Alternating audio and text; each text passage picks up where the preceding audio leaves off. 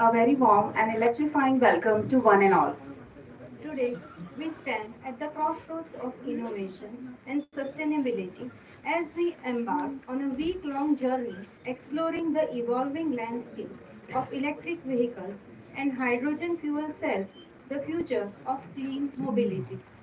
I'm Professor Amita Solanki and my colleague Professor Avni Mistry from Electrical Engineering Department BGEC Chandkheda welcome you all in this inaugural ceremony of Bushco sponsored and CTE approved 1 week short-term training program on electrifying the future, a comprehensive exploration of electric vehicles and hydrogen fuel cells. The Institute is also hosting training program for students commencing from today in collaboration with EduNet Foundation with the vibrant topic Empowering Futures with Green and AI Expertise under the approval of GKS and CTE. The training program is under the CSR scheme Shell India by EduNet. The training program is organized under Skills for Future program with 100 hours of technical skills, 20 hours of professional skills, and 40 hours of project skills. BGEC, under the visionary leadership of Commissionerate of Technical Education, Gujarat, has evolved into a model institution, delivering quality education, fostering faculty excellence, and shaping students with a future-ready vision. It is truly a privilege to welcome our esteemed dignitaries on this special occasion. We are honored by the august presence of our chief guest, Sri B.H. Talati Sir, Commissioner of Technical Education. We are also privileged to have with us Dr. Sachin Parikh Sir, Joint Director CT, Dr. Raghavan Sir, Professor at IIT Gandhinagar. Students, please.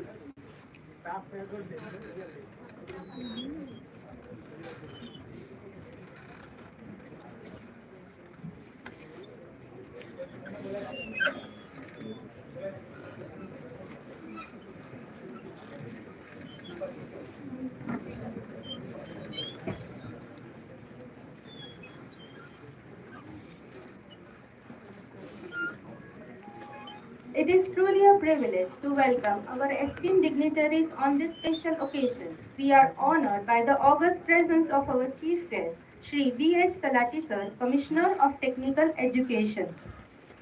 We are also privileged to have with us Dr. Sachin Parikh Sir, Joint Director City, Dr. Raghavan Sir, Professor at IIT Gandhinagar, Dr. V.S. Purani Sir, Principal of VGEC, Dr. S.N. Pandya Sir, Head of Electrical Engineering Department.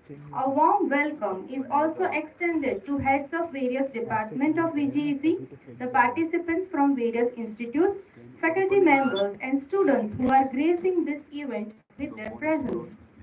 BJEC was established in August 1994 and it is currently imparting higher education in 11 UG courses and 3 PG courses. Electrical Engineering Department is one of the evergreen branches running successfully since the commencement of BGEC Chandkheda. Electrical Engineering Department is running with a vision of producing comprehensively trained, socially responsible and innovative electrical graduates to contribute to the society. In alignment with the vision of the department, we have organized this 1 week STTP to develop and bring an insight to electric vehicles and hydrogen fuel cells. To honor an august presence of our dignitaries, we now begin with felicitation ceremony. With great respect, I invite our esteemed Principal, Dr. V.S. Purani Sir, to kindly felicitate the Honorable Commissioner of Technical Education, Shri B.H. Talati Sir, with a bouquet and token of respect.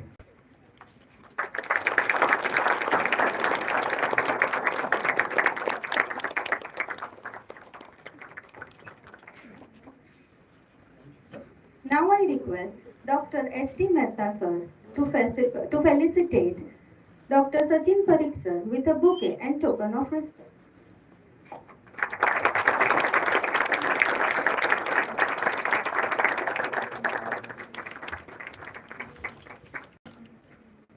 Now, thank you, sir. Now I request Dr. M.H. Pandya Sir to felicitate Dr. Raghavan Sir with a bouquet and token of gratitude.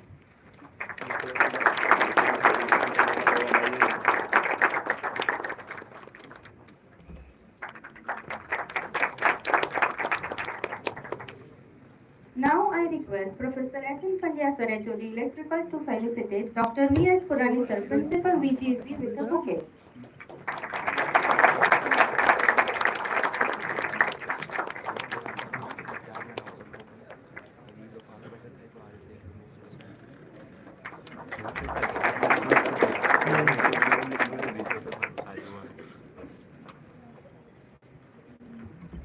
To mark the beginning of this significant occasion, we invite the presence of divine grace through a traditional lamp lighting ceremony. Now request all the dignitaries on the dais to kindly step forward for the ceremonial lighting of the lamp, symbolizing the light of knowledge and wisdom.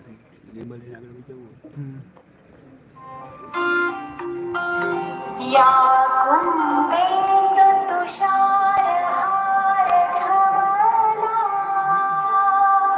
या शुभ्रवस्त्रावृता या वीणावरदण्डमण्डितकरा या श्वेतपद्मासना या ब्रह्माच्युतशङ्कर प्रभृतिभिः देवैः सदा वन्दिता सा मां पातु Saraswati Bhagwati निःशेषजाड्यापहा।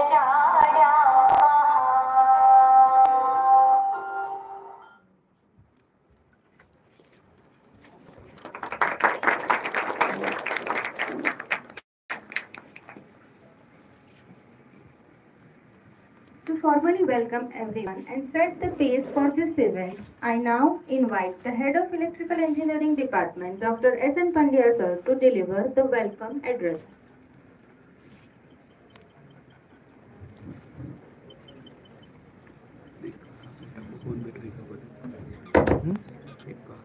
Honorable Commissioner Sir, Sri Sachin Parikh Sir, Professor Professor Vinay Purani Sir, and Raghavan Sir. Now it is my pleasure to welcome all of you in this occasion for this STTP, 1 week STTP on electric vehicle and hydrogen fuel cell. Basically, how this idea came into my mind that to combine the electric vehicle and hydrogen fuel cell, there is a little story that I would like to tell you. In March 23, I had one presentation in climate change department for the research project grant. And at that time, the Joint Secretary of Climate Change was Sri Talati Sir, and he told me that, okay, you are working on EV, but the hydrogen fuel cell is also the emerging area on which you should work. So, in 2024, we first proposed the STTP on electric vehicle and hydrogen fuel cell. We had applied to the ATAL, but unfortunately we could not get the grant from the ATAL. And in 2025, we have got the grant from the GUJCOR worth rupees 50,000 for this STTP.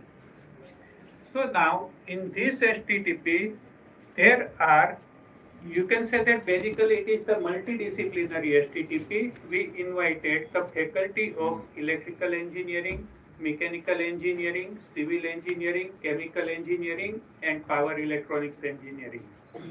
But you can say that why this kind of multidisciplinary research or the knowledge is required, that is also very important part. We have identified the expert from IIT Gandhinagar, PDEU, Germany, Nirma University, and we are also having two guest experts, one who is Chief Technical Officer in Geo BP Pulse. They are creating the facility for the charging station. And the second one, who is the Senior Director in First Automotive Works, that is the company located in China.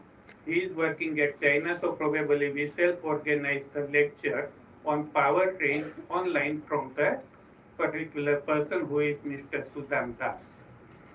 I definitely, you can say that whenever we are saying that why we are organizing this STTP, but at that time only the certificate earning or the entry in service book is not important. But using such story, we can say that you can also initiate and work in a particular direction, work on some topics it is required.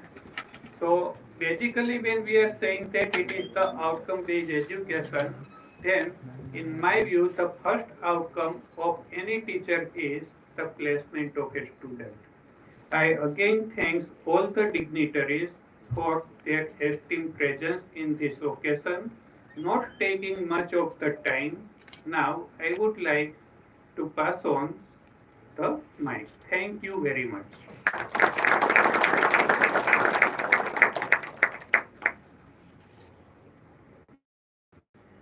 Thank you, sir, for enriching this occasion with your thoughts and vision.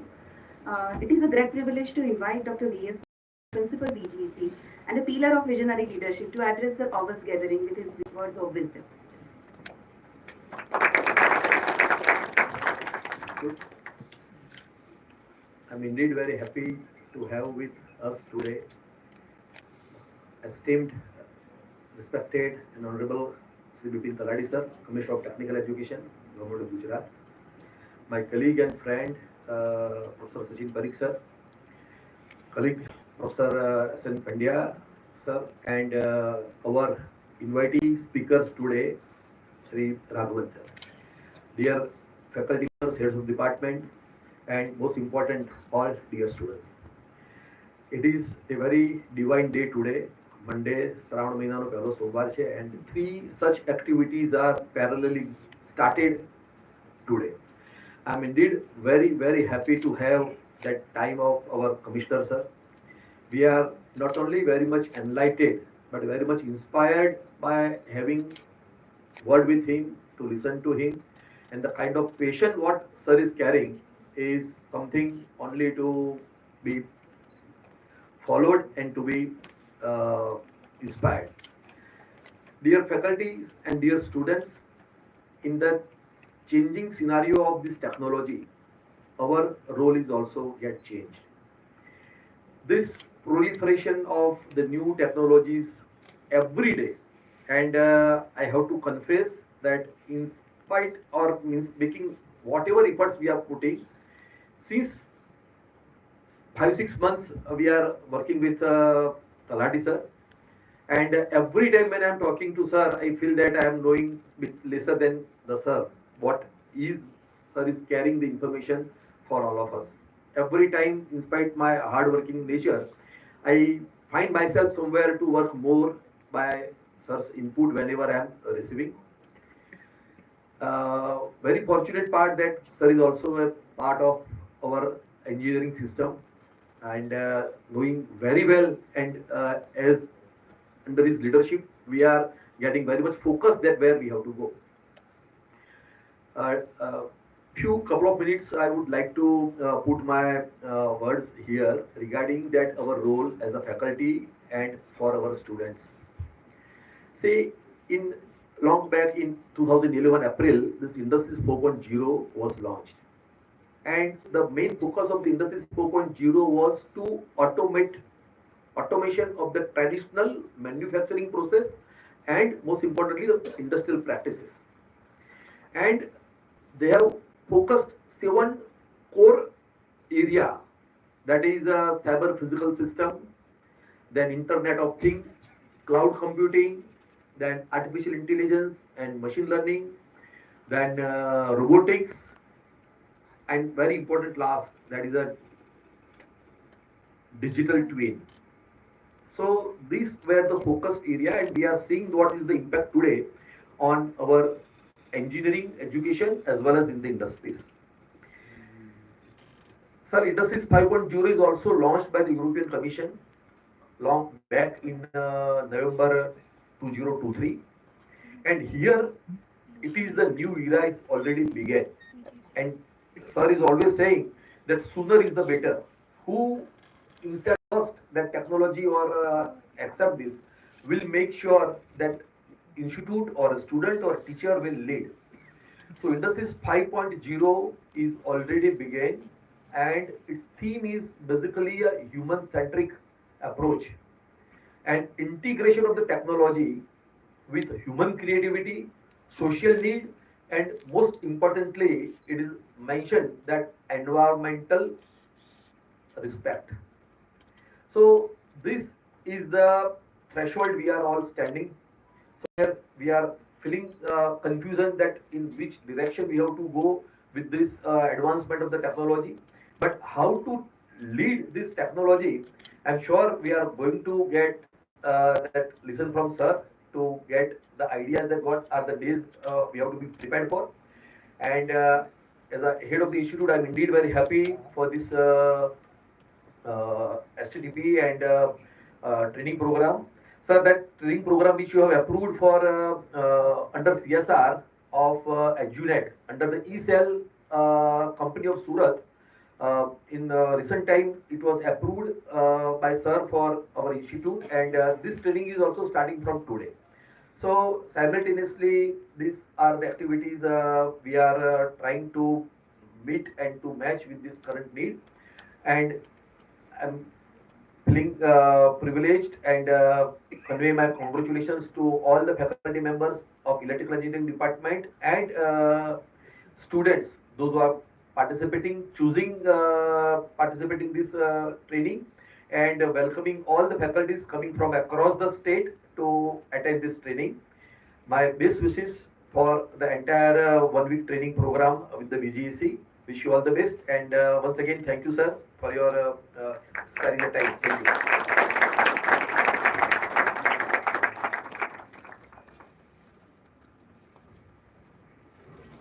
Thank you, sir, for your guiding words.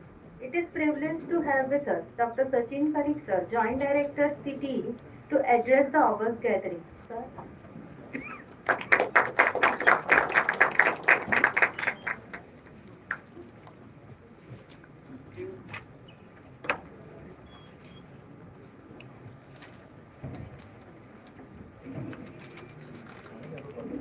મંચસ્થ બિરાજમાન commissionerate of technical education આદરણીય તલાટી સાહેબ, VGECના principal Shri પુરાણી સાહેબ, IITના electrical એન્જિનિયરિંગના professor Raghavan સાહેબ, પંડ્યા સાહેબ, faculty members અને students. પુરાણી સાહેબે વાત કરી કે શ્રાવણ મહિનો છે, સોમવાર છે, પણ સાથે સાથે એ પણ છે કે વરસાદી માહોલ છે, અને આ વરસાદી માહોલમાં આવી રીતે સતર્કતાપૂર્વક બેસી રહેવું એક બહુ મોટું કામ છે અને ધીરજ માગી લે એવું કામ છે. અને મને આનંદ છે કે આટલી મોટી સંખ્યામાં આજે જ્યારે તલાટી સાહેબ કમિશનર ખુદ આ પ્રોગ્રામમાં ઉપસ્થિત છે, ત્યારે મોટી સંખ્યામાં VGECના ફેકલ્ટી મેમ્બર્સ અને વિદ્યાર્થીઓ ઉપસ્થિત રહ્યા છો.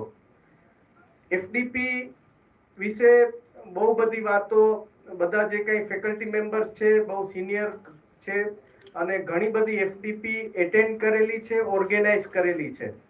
પણ આ FDP નો જે શું કામ આપણે ઓર્ગેનાઇઝ કરીએ છીએ અને આનો ફાયદો શું છે, એનું એક ક્લાસિક ઉદાહરણ હમણાં 2 મહિના પહેલા જ જ્યારે તલાટી સાહેબના માર્ગદર્શન હેઠળ આયબ ખાતે આપણે જે એક વીકનો પ્રોગ્રામ રાખેલો NEP અને અધર ઇનોવેશન્સ રિલેટેડ, ત્યારે હિરણમય મહંતાએ બહુ સરસ વાત કરેલી. એટલે મને એમ લાગ્યું કે આજનું જે કંઈ ઓડિયન્સ છે એ બધું નવું છે ને આ વાત નહીં સાંભળેલી હોય તો આપની સાથે શેર કરું. જ્યારે વર્લ્ડ વોર 1 ચાલતું હતું ત્યારે લોકોને ખ્યાલ આવ્યો what is the importance of science and technology, what is the importance of research and innovation. કારણ કે જર્મની હતું એ કમ્પેરેટિવલી ટેકનોલોજીકલી બધા કરતાં વધારે સુપિરિયર હતું.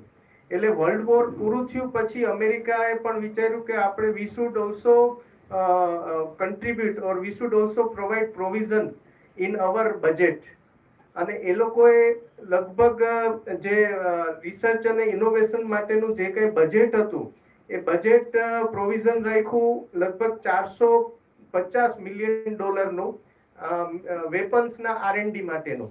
હવે જે આ વેપન્સ R&D માટેનું જે બજેટ રાખ્યું એ બજેટમાં એમને જે પ્રોવિઝન હતું અને એ લોકોએ બધી યુનિવર્સિટીઝને ઇન્વાઇટ કરી કે જે અમેરિકાની ખ્યાતનામ યુનિવર્સિટીઝ છે, જેમ આપણે કેમ ફેકલ્ટી મેમ્બર્સ સાહેબે કીધું કે અમે અટલમાં એપ્લાય કરેલું હતું પણ અટલમાં અમને સક્સેસ ન મળી એટલે અમે ગુજકોસ્ટમાં એપ્લાય કર્યું, એવી જ રીતે ડીએસટીની ને અન્ય જે ગવર્મેન્ટ બોડીઝ છે એના દ્વારા વેરિયસ સ્કીમ્સ આવતી હોય છે અને એમાં આપણે ફેકલ્ટી મેમ્બર્સ એપ્લાય કરતા હોઈએ છીએ, સ્ટુડન્ટ્સ હેકેથોન કે એવા બધામાં એપ્લાય કરતા હોય છે.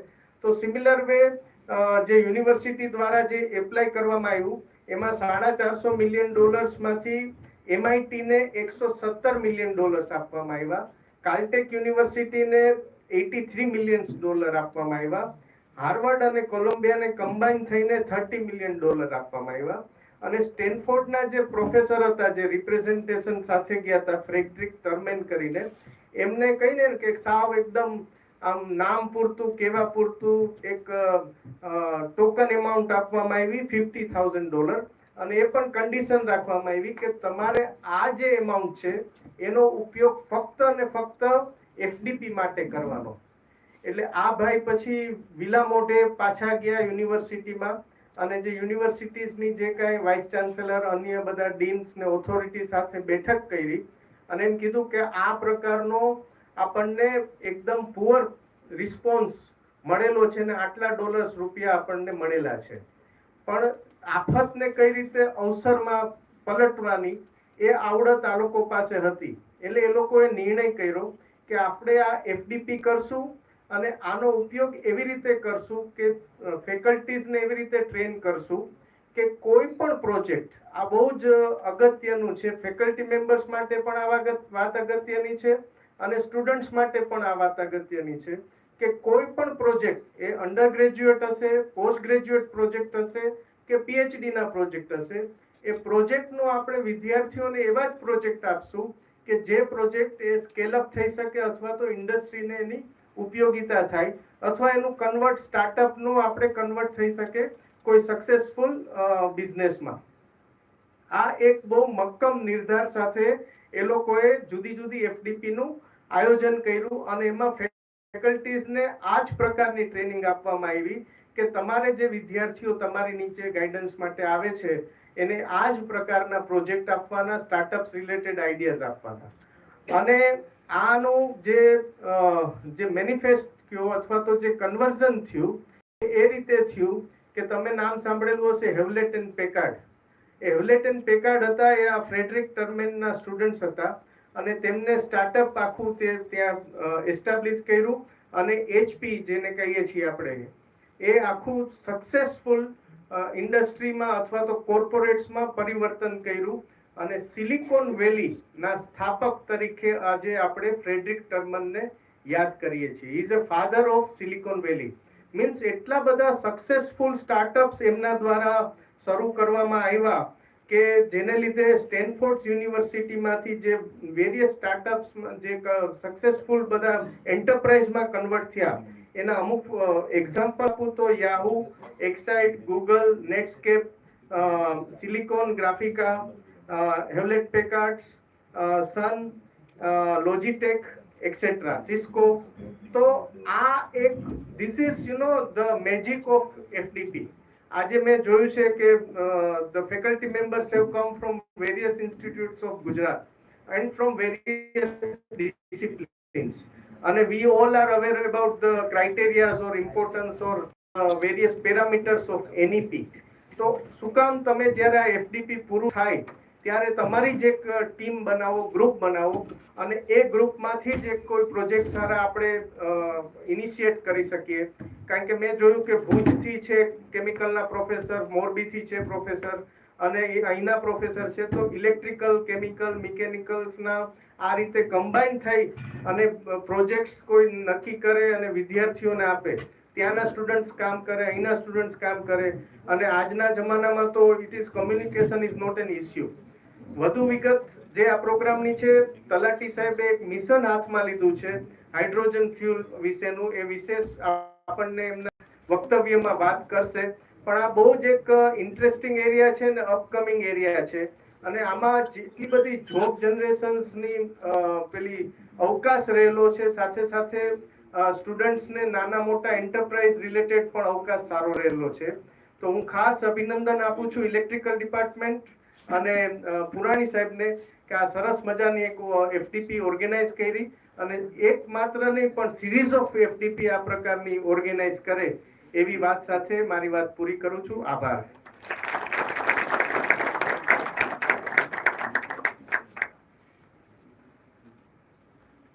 Thank you, sir, for your inspiring words. We are truly honored to welcome Shri B.H. Talati, sir, Commissioner of Technical Education, as the chief guest of today's inaugural function. Sir, it is our privilege to welcome you. We eagerly look forward for your enlightening words and visionary address that will surely set the tone for this journey. Sir.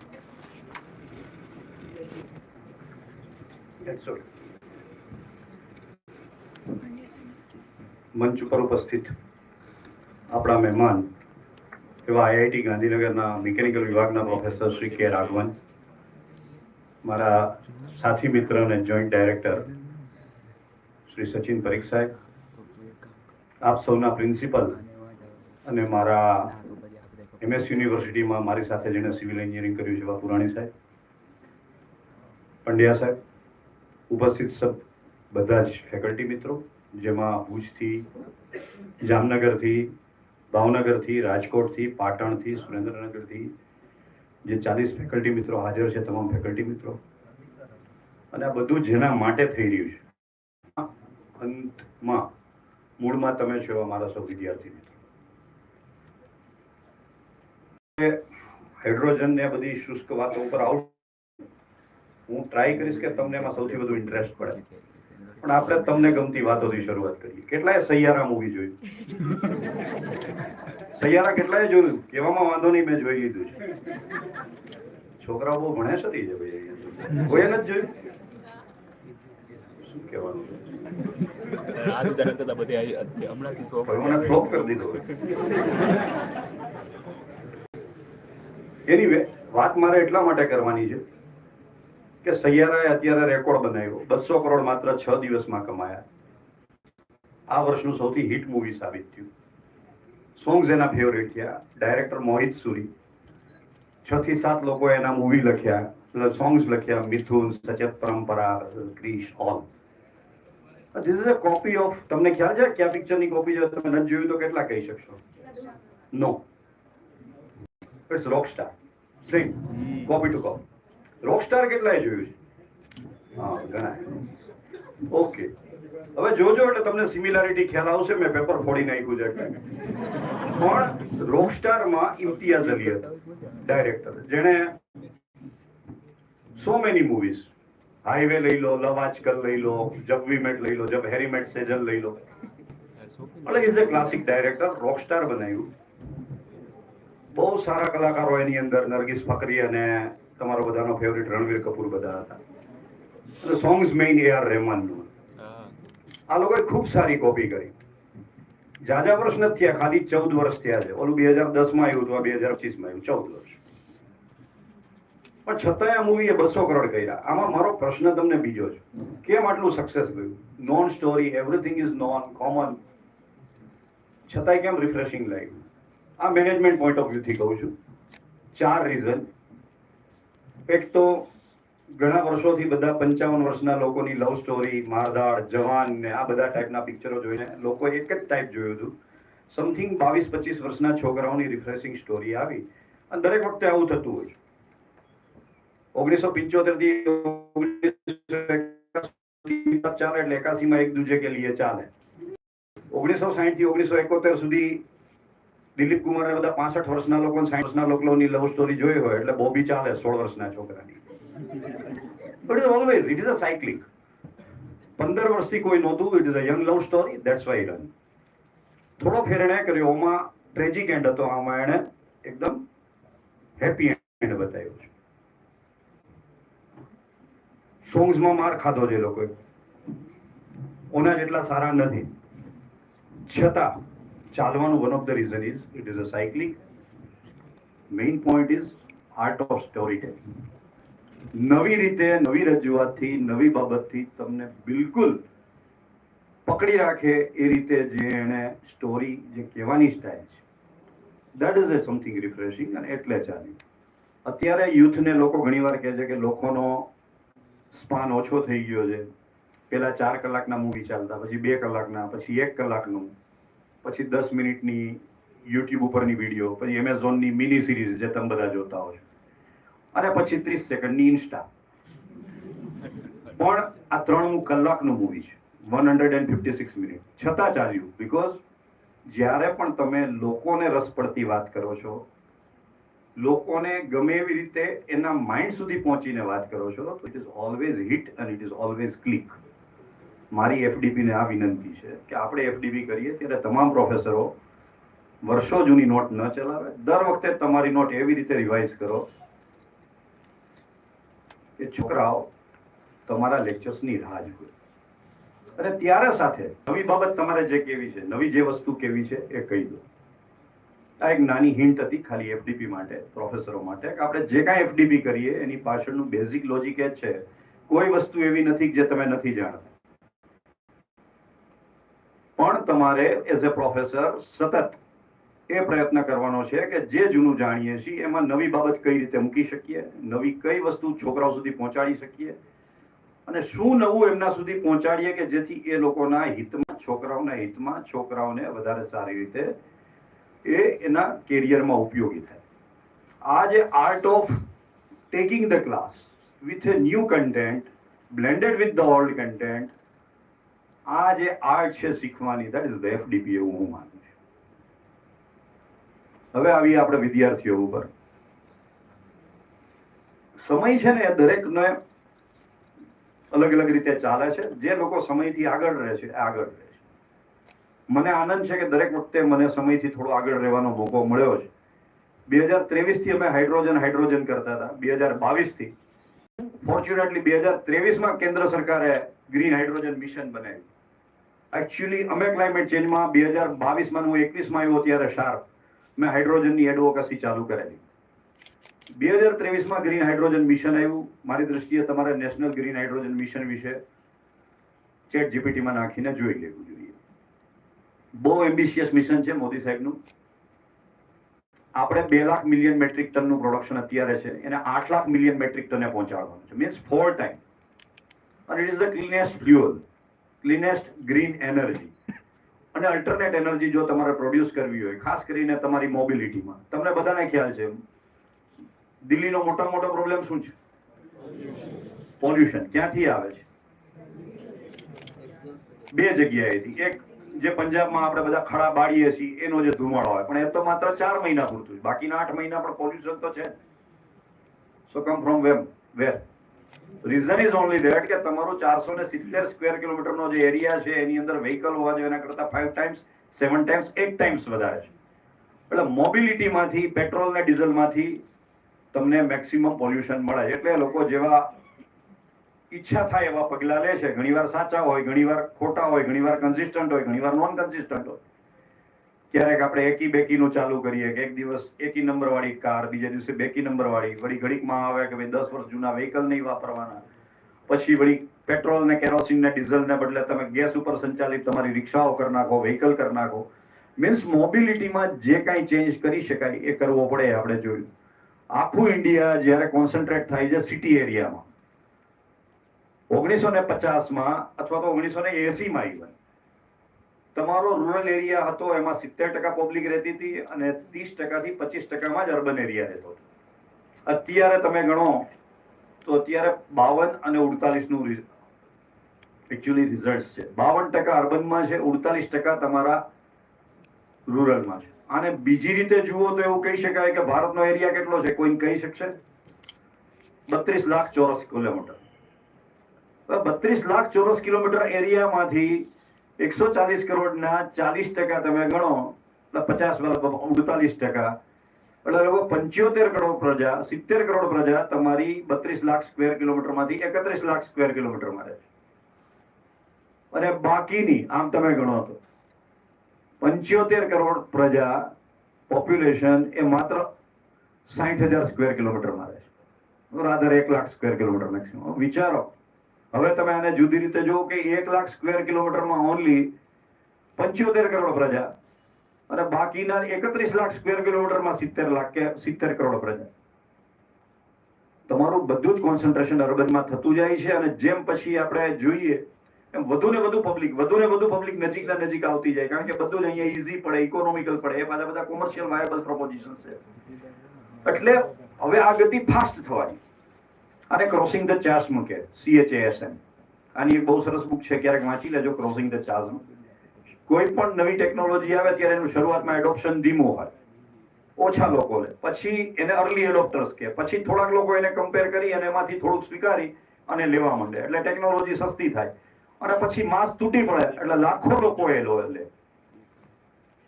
A highest peak ઉપર પહોંચે અને પછી ધીરે ધીરે તમે ગમે એટલું એમાં એડવર્ટાઇઝ કરો, બીજું કરો, પણ પછી બહુ લોકો વધ્યા ના હોય એટલે પછી નવી ટેકનોલોજી આવવાનું થાય એટલે ડિક્લાઇન થાય. એટલે જે તમે ઇન્વર્ટ પેરાબોલિક કર્વ જે આખો જુઓ એને આપણે ક્રોસિંગ ધ ચાર્જ કહીએ. આ દરેક ટેકનોલોજીમાં છે, એવું જ આપણું મેન પાવરનું છે. મેન પાવર અથવા તો હ્યુમન સેટલમેન્ટ કહીએ એ ધીરે ધીરે સિટીમાં વધતું જાય છે. અત્યારે હજી આપણે પીક પર નથી, પીક પર પહોંચશું જ્યારે આપણી 70% પ્રજા અર્બનમાં આવી જશે, 30% ગામડામાં રહેતી હશે અને પછી અનમેનેજેબલ થશે એટલે પછી એડોપ્શન ધીમે ધીમે ઘટશે. પણ હજી આપણે 55 કે 52%માંથી 70% સુધીનો સમય તમારા લોકો જોશો.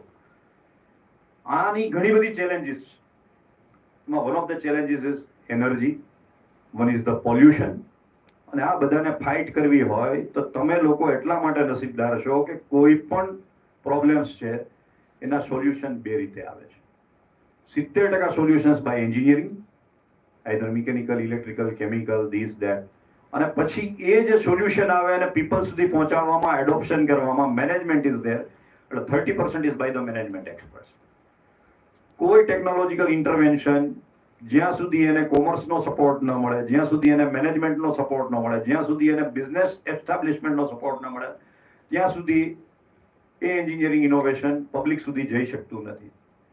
Means we are the enablers, we are the innovators, we are the creators, but reach to the people piggyback કરવા માટે આપણે મેનેજમેન્ટની જરૂર પડે છે. એટલે મારી તમને બધાને એક બીજી વણમાગી સલાહ છે, બને તો સાથે સાથે મેનેજમેન્ટ સમજજો. તમે ગ્રેટ એન્જિનિયર બની શકો, પણ ગ્રેટ એન્જિનિયરિંગ એન્ટરપ્રેન્યોર બનવું હોય તો તમને કોમર્સનો સપોર્ટ લેવો પડશે. એટલે એનું પણ નોલેજ રહેતા રહેજો. એકચ્યુઅલી આપણે એન્જિનિયરિંગ લેતા હોય ને જો આપણને એકાદો માઇનર લેવાની છૂટ હોય તો મારી દ્રષ્ટિએ તમારે ઇકોનોમિક્સ લેવું જોઈએ, સ્ટેટ્સ લેવું જોઈએ, સ્ટેટિસ્ટિક્સ લેવું જોઈએ, એન્જિનિયરિંગ મેનેજમેન્ટ લેવું જોઈએ. આવું બધું થોડું વિચારજો. હવે તો ચેટ જીપીટી તમારી મદદમાં છે, તમને કહેશે કે બ્લેન્ડિંગ કરવાથી, બે સબ્જેક્ટને સાથે ભેગા કરવાથી, લેટરલ જેને કહેવાય કે blending of the knowledge streams is always much more helpful than the deeper knowledge of the one stream. એટલે આ પણ એક વસ્તુ આપણે ભવિષ્યમાં મળશું. પણ હવે હું આવું હાઇડ્રોજન ઉપર અગેઇન, તો તમારી મોબિલિટીને જો ભવિષ્યમાં ગેમ ચેન્જર બનવાનું હોય તો હાઇડ્રોજન બનવાનું છે. અને માટે જ સરકારે 2 લાખ મિલિયન મેટ્રિક ટનમાંથી 8 લાખ મિલિયન મેટ્રિક ટનનો ગવર્મેન્ટે ટાર્ગેટ આપ્યો છે. આપણે 8 લાખ મિલિયન મેટ્રિક ટન 2035 સુધીમાં પહોંચી જશું અને 2030 સુધીમાં 6 lakh million metric ton is 100%. અને એક છે એવું નથી, all are renewable energy sources. Solar છે, વિન્ડ છે, જીઓથર્મલ એનર્જી છે, હાઇડ્રોજન એનર્જી છે, આ બધા જ રિન્યુએબલ્સ છે. ને રિન્યુએબલ્સ પર સરકારને ભાર દીધા વગર એટલા માટે ચાલે એમ નથી, કારણ કે આપણું યરલી બિલ જે આપણે ફાડીએ છીએ એ 2.5 લાખથી 3 લાખ કરોડનું છે અને હવે કદાચ વધીને 4.5 લાખ કરોડે પહોંચ્યું છે. You can Google it. 4.5 lakh crore જો આપણા દેશમાંથી આપણે જે કમાય એ જો વિદેશમાં આપણે પેટ્રોલ ડીઝલ આયાત કરવા માટે દઈ દેવાના હોય તો એ કઈ બહુ વાયબલ પ્રપોઝિશન નથી. દેશે આત્મનિર્ભર બનવું પડે અને આત્મનિર્ભર બનવું હોય તો આપણે એવી વસ્તુ પર નિર્ભર બનવું પડે કે જે વસ્તુ આપણને એબન્ડન્ટ હોય, મફતમાં હોય અને આપણે ક્રિએટ કરી શકતા હોય. તો સૂર્યની એનર્જી મફત છે, વિન્ડની એનર્જી મફત છે અને વી આર લકી. આખા ઇન્ડિયામાં જો સૌથી વધુ એનર્જીનો પોટેન્શિયલ કોઈ હોય વિન્ડ એનર્જીનો તો એ ગુજરાત પાસે છે. આપણી પાસે 1600 કિલોમીટરનો દરિયા કિનારો છે. દરિયા કિનારે મેક્સિમમ વિન્ડ એનર્જીને તમે હાર્નેસ કરી શકો છો. અને માટે 143 gigawatt. This also you can Google, કારણ કે આ ફિગર મારા જ આપેલા છે જે તે વખતે ગવર્મેન્ટમાં. 143 ગીગાવોટનું આપણી પાસે હાર્નેસિંગ પોટેન્શિયલ છે. અને માટે જ અદાણી ગ્રીન એનર્જી દ્વારા આપણે 2023માં 5 ગીગાવોટની મોટામાં મોટી પવનચક્કી વર્લ્ડની આપણે સ્ટાર્ટ કરી. પહેલી ડેનમાર્કની છે, બીજી આપણી છે. અને હવે જો એના બધા પ્રોબ્લેમ સોલ્વ થશે તો આપણે દરિયાની વચ્ચે પવનચક્કી નાખી ડેનમાર્કની જેમ, અને આપણે દરિયામાંથી પણ પવનચક્કી દ્વારા આપણે હાર્નેસ કરશું. સોલારમાં તો આપણે અત્યારે તમને એક બીજું કહી દઉં, 2000 મેગાવોટનો મોટામાં મોટો સોલાર પાવર પ્લાન્ટ રાજસ્થાનમાં છે ને 15 વર્ષથી અજય છે, કોઈ એને બ્રેક નથી કરી શક્યું. But Gujarat is going to change this world record. આપણે 26,000 મેગાવોટ સિંગલ પ્લાન્ટ નખત્રાણામાં આપણે અત્યારે શરૂ કરવા જઈ રહ્યા છીએ. એનું ઉદ્ઘાટન કદાચ એપ્રિલ 2026માં છે. જ્યારે દેશને સમર્પિત કરશું ત્યારે Gujarat is the highest in the world કે જ્યાં એક સાથે 26,000 મેગાવોટનો સોલાર પાવર પ્લાન્ટ હોય. યાદ રહે, સોલારને હાર્નેસ કરવાની શરૂઆત 1960 થી ચાલે છે. 1978માં મોટામાં મોટો solar power plant reflective solar ઉપરથી અમેરિકામાં હતો, મિનેસોટામાં અને ઓહાયોમાં. પણ પછી એ લોકોએ સોલારને બહુ મહત્વ ન આપ્યું ને હવે તો બિલકુલ નથી આપતા. હવે તો ડ્રીલ બેબી ડ્રીલ, તમે ટ્રમ્પનું ફેમસ સ્લોગન વાંચ્યું જ છે. they are again going back to the energy, કારણ કે એમાં એમના જીઓપોલિટિકલ હિતો છે. આપણા માટે ગોલ્ડન ચાન્સ છે. જ્યારે કોઈ કન્ટ્રી એના ટૂંકા હિતો જોવા માટે લાંબા ગાળાની યોજનાઓને ખોરંભે પાડે ત્યારે આપણે આપણી એ પોલિસી ચાલુ રાખવી જોઈએ. એટલે આપણે તો રિન્યુએબલમાં જ આગળ વધશું અને આપણે 26,000 મેગાવોટ શરૂ કરશું. મોદી સાહેબે જે આપણને લક્ષ્યાંક આપ્યો છે એવો છે કે આપણે 500 ગીગાવોટ 2035 સુધીમાં પહોંચી જવું છે રિન્યુએબલ્સમાં, અને એમાંથી 100 ગીગાવોટ ઇન્ડિયા આપશે. પણ ફોર્ચ્યુનેટલી એવું બન્યું છે કે હું હતો ત્યારે 42 ગીગાવોટ આપણી હતી ને એમાં હમણાં 30 ઉમેરાશે અને બીજી 18 વધી ગઈ. આપણે 100 ગીગાવોટ 2026માં જ પહોંચી જશું, 5 વર્ષ પહેલા આપણા ટાર્ગેટથી. અને ઓનલી સોલાર એન્ડ વિન્ડમાંથી અને હાઇબ્રિડમાંથી. તો wind we have enormous potential. Solar we are ahead in entire India since 5 years. આખા ગુજરાત, આખા ઇન્ડિયામાં સૌથી વધુ જો સોલારનું પ્રોડક્શન ક્યાંય હોય તો એ ગુજરાતમાં છે, અને આપણે હજી બીજા 10 વર્ષ નંબર 1 રહેવાના છે. એનું વન ઓફ ધ બીજું રીઝન તમને કહું, ગુજરાત સરકારે હમણાં 6 લાખ એકર 3-4 કંપનીઓને જગ્યા આપી. 6 લાખ એકર એટલે કોઈ નાની રકમ નથી, નાની અમાઉન્ટ નથી. આખું બનાસકાંઠા, રાધનપુર, સાંતલપુર, કચ્છનું આખું રણ, તમામ વસ્તુ આપણે કંપનીઓને આપી. એ કંપનીઓ 13,000 મેગાવોટની દર વર્ષે પ્રોડક્શન કેપેસિટી સોલાર પેનલ્સની બનાવવાના છે. રિલાયન્સની 4 ગીગા ફેક્ટરી છે. આ બધું ગૂગલ કરજો, પોઈન્ટ્સ લખજો કે હું તમને આનું લેક્ચર આપી દઈશ. 13,000 મેગાવોટની સોલાર પાવરની આપણે પ્રોડક્શન કેપેસિટીનો પ્લાન્ટ ચાલુ કરીએ છીએ. વર્લ્ડમાં ક્યાંય નથી. મોટામાં મોટો 300, 400 કે 200 મેગાવોટનો છે, 1000 મેગાવોટનો, વધીને 2 મેગાવોટ, 2000 મેગાવોટ, 2 ગીગાવોટ, 13 ગીગાવોટ મતલબ 13,000 મેગાવોટની દર વર્ષે આપણે સોલાર પેનલ બનાવશું. થોડી વિદેશમાં નિકાસ કરશું અને બધી જ વપરાવાની છે કચ્છમાં, કારણ કે ત્યાં આપણે 1 લાખ મેગાવોટ પ્રોડ્યુસ કરવાનો છે 2030 સુધીમાં. This is the target. અને આપણે ટાર્ગેટ તરફ સમયથી વહેલા જઈ રહ્યા છીએ. એટલે કોઈ વાતો નથી કે ચૂંટણીના વચનો નથી. This is actually happening on the ground. 1 lakh megawatt solar આપણે કચ્છમાં પેદા કરશું, બનાસકાંઠામાં પેદા કરશું. એ સોલારને ત્યાં ક્યાં વાપરશું? 3 રીતે. મોટા ભાગનો પાવર આપણે લાવશું જામનગર, એટલે એની સ્પેશિયલ ઇલેક્ટ્રિકની લાઈન જોઈએ. 100 ગીગાવોટનો પાવરને ટ્રાન્સમિટ કરી શકે એવી એનું જમીન સરકારે આપી દીધી છે. ઓલરેડી જમીન સંપાદન પતી ગયું છે. ત્યાં પાઇપલાઇન હમણાં 2026 થી નખાવાની ચાલુ થશે, 2028 સુધીમાં પૂરી થશે. એટલે 1 લાખ મેગાવોટ સોલાર પાવર આપણે ત્યાં પ્રોડ્યુસ કરશું, વિન્ડ અને બે મિક્સ કરીને. બે એટલા માટે આપણે હાઇબ્રિડ રાખીએ છીએ, દિવસે સોલાર ચાલે રાત્રે, અને દિવસે 2 ટાઈમ વિન્ડ ચાલે, એટલે આપણને સતત પાવર મળે. આ પાવર આવશે જામનગર. જામનગરમાં 4 ફેક્ટરીમાં જશે. એક તો તમારી સોલાર જે ચિપ બનાવવાની ફેક્ટરી છે, એમાં પણ આપણે ધીરે ધીરે બેકવર્ડ ઇન્ટિગ્રેશન કર્યું છે. અગાઉ આપણે બધી જ સોલારની ચિપ લાવતા હતા ચાઇનાથી, એટલે બધો પૈસો ચાઇના તાણી જતું. પછી આપણે એમાંથી સોલારની વેફર્સ બનાવવાની ચાલુ કરી. સોલારની વેફરમાં અગેન સિલિકોન સેલ તો ત્યાંથી જ આવતા. પછી આપણે સિલિકોન સેલ બનાવવાના ચાલુ કર્યા. પણ અગેન સિલિકોન જે એના માટે જોઈએ, એના ઇંગોટ્સ એટલે કે એના પથરા અથવા તો એની જે સ્પેશિયલ કાચો માલ જોઈએ કે જેમાંથી વેફર બને, જેમ આપણે પેડા બને તો અથવા તો ચાંદીનો વરખ બને તો એનું ચાંદી અલગ જગ્યાએ બની હોય, એમ એના ઇંગોટ્સ લાવવા પડતા. 2023માં આપણે ઇંગોટ બનાવવાની પણ સિદ્ધિ હાંસલ કરી લીધી. હવે ધીરે ધીરે આપણે 100% બેકવર્ડ ઇન્ટિગ્રેશનમાં એટલા સ્વયં આપણા પોતાના પર સેલ્ફ સફિશિયન્ટ થઈ જઈએ છીએ કે આપણું જે મોંઘામાં મોંઘું વિદેશી ઊંડિયામણ વિદેશ સોલાર માટે જતું હતું આપણે બચાવી શક્યા છીએ. અને બધું શક્ય બન્યું છે તમારા લોકોને લીધે. વર્લ્ડનો હાઈએસ્ટ ટેકનિકલ ફોર્સ આપણી પાસે છે. કમનસીબી એ છે કે આપણા છોકરાઓને આપણે પૂરતું ભણાવતા નથી અને તમે લોકો પૂરતું ભણતા નથી. પણ જો અમે બરાબર ભણાવીએ અને તમે બરાબર ખરેખર સ્ટડી કરો તો હું હજી કહું છું દુનિયા ચાલે છે એન્જિનિયરિંગથી. અને બિંગ એઝ એ હું પોતે એન્જિનિયરિંગ ગ્રેજ્યુએટ છું MSU થી, એટલે હું કહી શકું કે what is the importance of the engineering. ભૂતકાળમાં આપણે એમ કહેતા હતા કે છોકરો ડોક્ટર બને કે એન્જિનિયર બને. પણ તમારી જાણ માટે અત્યારે એન્જિનિયરિંગ મેડિકલને પણ ખાઈ ગયું છે. એન્જિનિયરિંગ ભલે સુસા પૈસા ચાર વેલ્યુ હોય કારણ કે આપણે બરાબર ભણ્યા નથી એટલે, પણ ગ્રાઉન્ડ રિયાલિટી છે કે અત્યારે મેડિકલને આપણે 2035માં નામશેષ કરી દઈશું. મેડિકલના ડોક્ટરોની આપણને જરૂર નહીં રહે. આ હું જવાબદારીપૂર્વક બહુ સમજી વિચારીને વિધાન કરું છું, હું એમને એમ નથી બોલતો. મેડિકલના 2 પાર્ટ હું બધે કહું છું.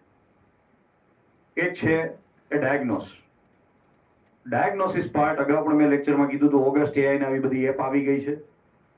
એનો જોશે તો હું તમને હમણાં નંબર આપી દઈશ વોટ્સએપ. તમે તમારું MRI નાખો, CT સ્કેન નાખો, તમારા પ્રોબ્લેમ કહો, સ્ટેટમેન્ટ કહો, એ તમને પૂછતું જાય, તમે જવાબ આપતા જાઓ અને he will diagnose you perfectly. જે કોઈ પણ ડોક્ટરને પેરેલલ એટલું જ સારું ડાયગ્નોસન 100% એક્યુરસીથી આપે.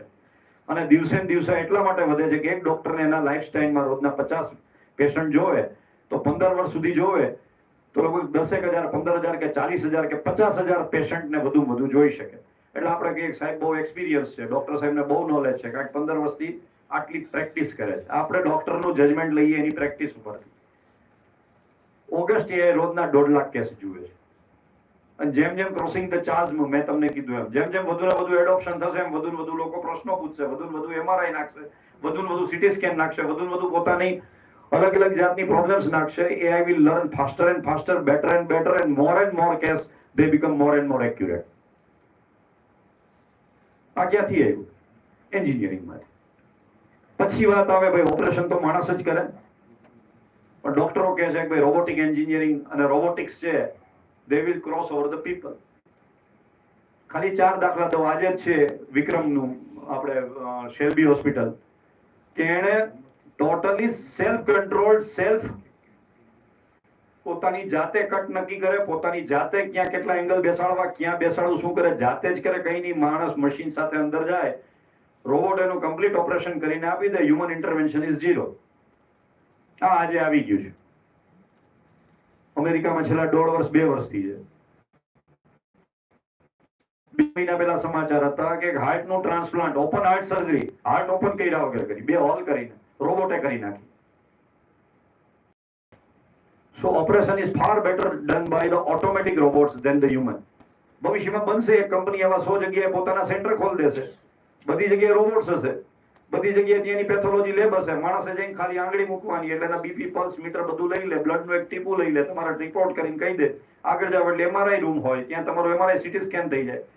એ તમે ત્યાં પાછા ઓપરેશન થિયેટરમાં જાઓ, ત્યાં સુધીમાં તમારો કટ કેવડો મૂકવો, ક્યાં મૂકવો, કેટલો મૂકવો, કેટલો એનેસ્થેસિયા જોશે, કેટલું આ જોશે, બધું ડિસાઈડ કરીને તમને ઓટોમેટિક એનેસ્થેસિયા મળી જાય. એનેસ્થેસિયા ડોક્ટરની જરૂર નથી. અમેરિકામાં અત્યારે ઘણી બધી જગ્યાએ એનેસ્થેસિયા મશીન આપે છે. You will operate by robot, you will come out. તો ચાલશે શું? તો કે નર્સની વધારે જરૂર પડશે. પેરામેડિકલ સ્ટાફ તમારા માથે હાથ ફેરવીને કે ભાઈ તું ઠીક થઈ જઈશ, કઈ વાંધો નહીં, અમે બેઠા છીએ, પાઠ આપી. એટલે સિરિયસ હું તમને કહું છું, આ વખતે પણ AICTમાં IITમાં અમારી એક ટોક હતી, એમાં આ જ હતું કે ધીરે ધીરે ડિપ્લોમા મેડિકલ હોય તો એની અંદર સ્ટાફની ભવિષ્યમાં વધારે જરૂર પડશે. હાઈ એન્ડ જેટલું હાઈ ટેકનોલોજીકલ વર્ક છે એ ધીરે ધીરે ઓછું એટલા માટે થતું જાય છે કારણ કે લાખો એન્જિનિયરો, લાખો લોકોનું બ્રેઇન એનું જે આપણે મટીરિયલ કલેક્ટ થયું સોફ્ટવેરમાં નાખ્યું, એ બધા સોફ્ટવેરને આપણે ડેમોક્રેટાઇઝ કરી દીધા. અને એ સોફ્ટવેરમાંથી કઈ રીતે નોલેજ લેવું એ અલગ અલગ લેંગ્વેજ મોડલ આપણે બનાવી નાખ્યા, લાર્જ લેંગ્વેજ મોડલ, જેને એન્જિનિયરિંગના છોકરાઓને ખબર છે વોટ ઇઝ LLM. એજન્ટિક AI બનાવી નાખ્યા. અને હજી 2023માં હું આવ્યો ત્યારે માત્ર 11 AI હતી.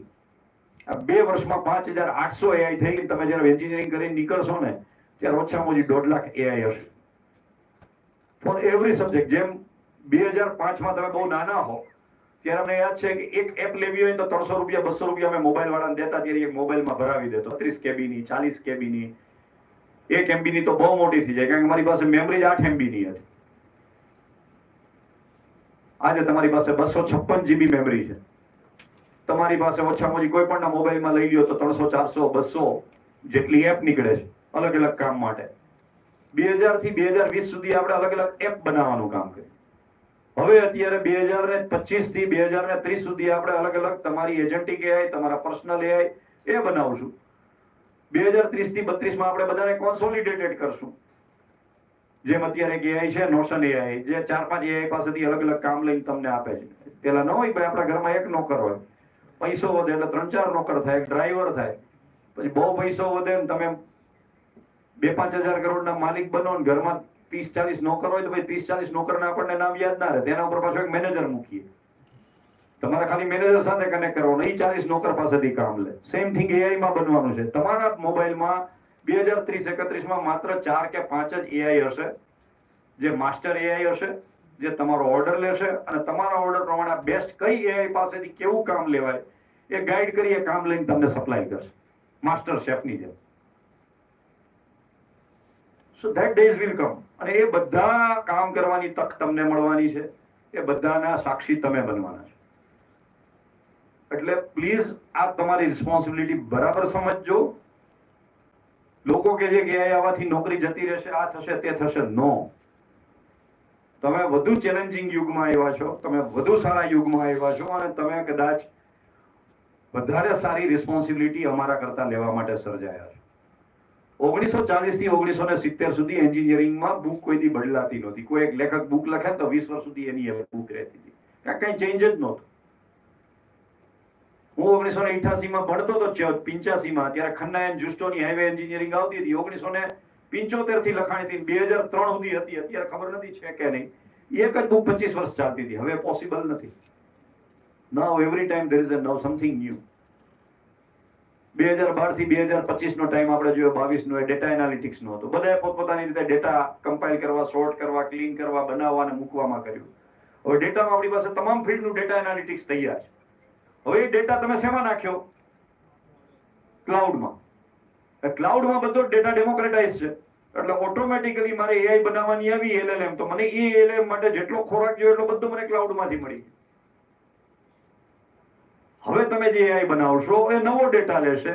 સો always we are lucky in that way કે આપણા પૂર્વજોનું જે લાખો વર્ષોનું નોલેજ હતું એ પહેલા પર્સન ટુ પર્સન હતું, રેકોર્ડ નહોતું થતું. ઠીક છે, આપણે ચરક સંહિતા ને આ તે બધું લખતા હતા એટલે આપણી પાસે હતું, પણ નાઉ વી આર દરેક વસ્તુ આપણે ડોક્યુમેન્ટેડ કરીએ છીએ, દરેક વસ્તુ લઈએ છીએ, આનો ઉપયોગ આપણે કરીએ છીએ. એટલે નવો જે એરા ચાલુ થાય છે હાઇડ્રોજનનો એરા છે.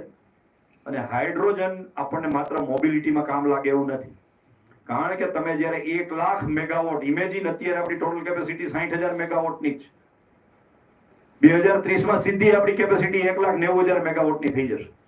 કારણ કે 60,000 અત્યારે છે, 30,000 એડ થાય છે, 26,000. અને 2030માં સીધી બીજી 1 લાખ આવે છે. તો 2 લાખ મેગાવોટની વીજળી 2000 મતલબ enormous energy we are producing. આખા ઇન્ડિયાની ટોટલ એનર્જી રિક્વાયરમેન્ટના 20% આપણે આવશે. અને એનું કારણ છે કે ગુજરાત બે રીતે જીઓગ્રાફિકલી બ્લેસ્ડ.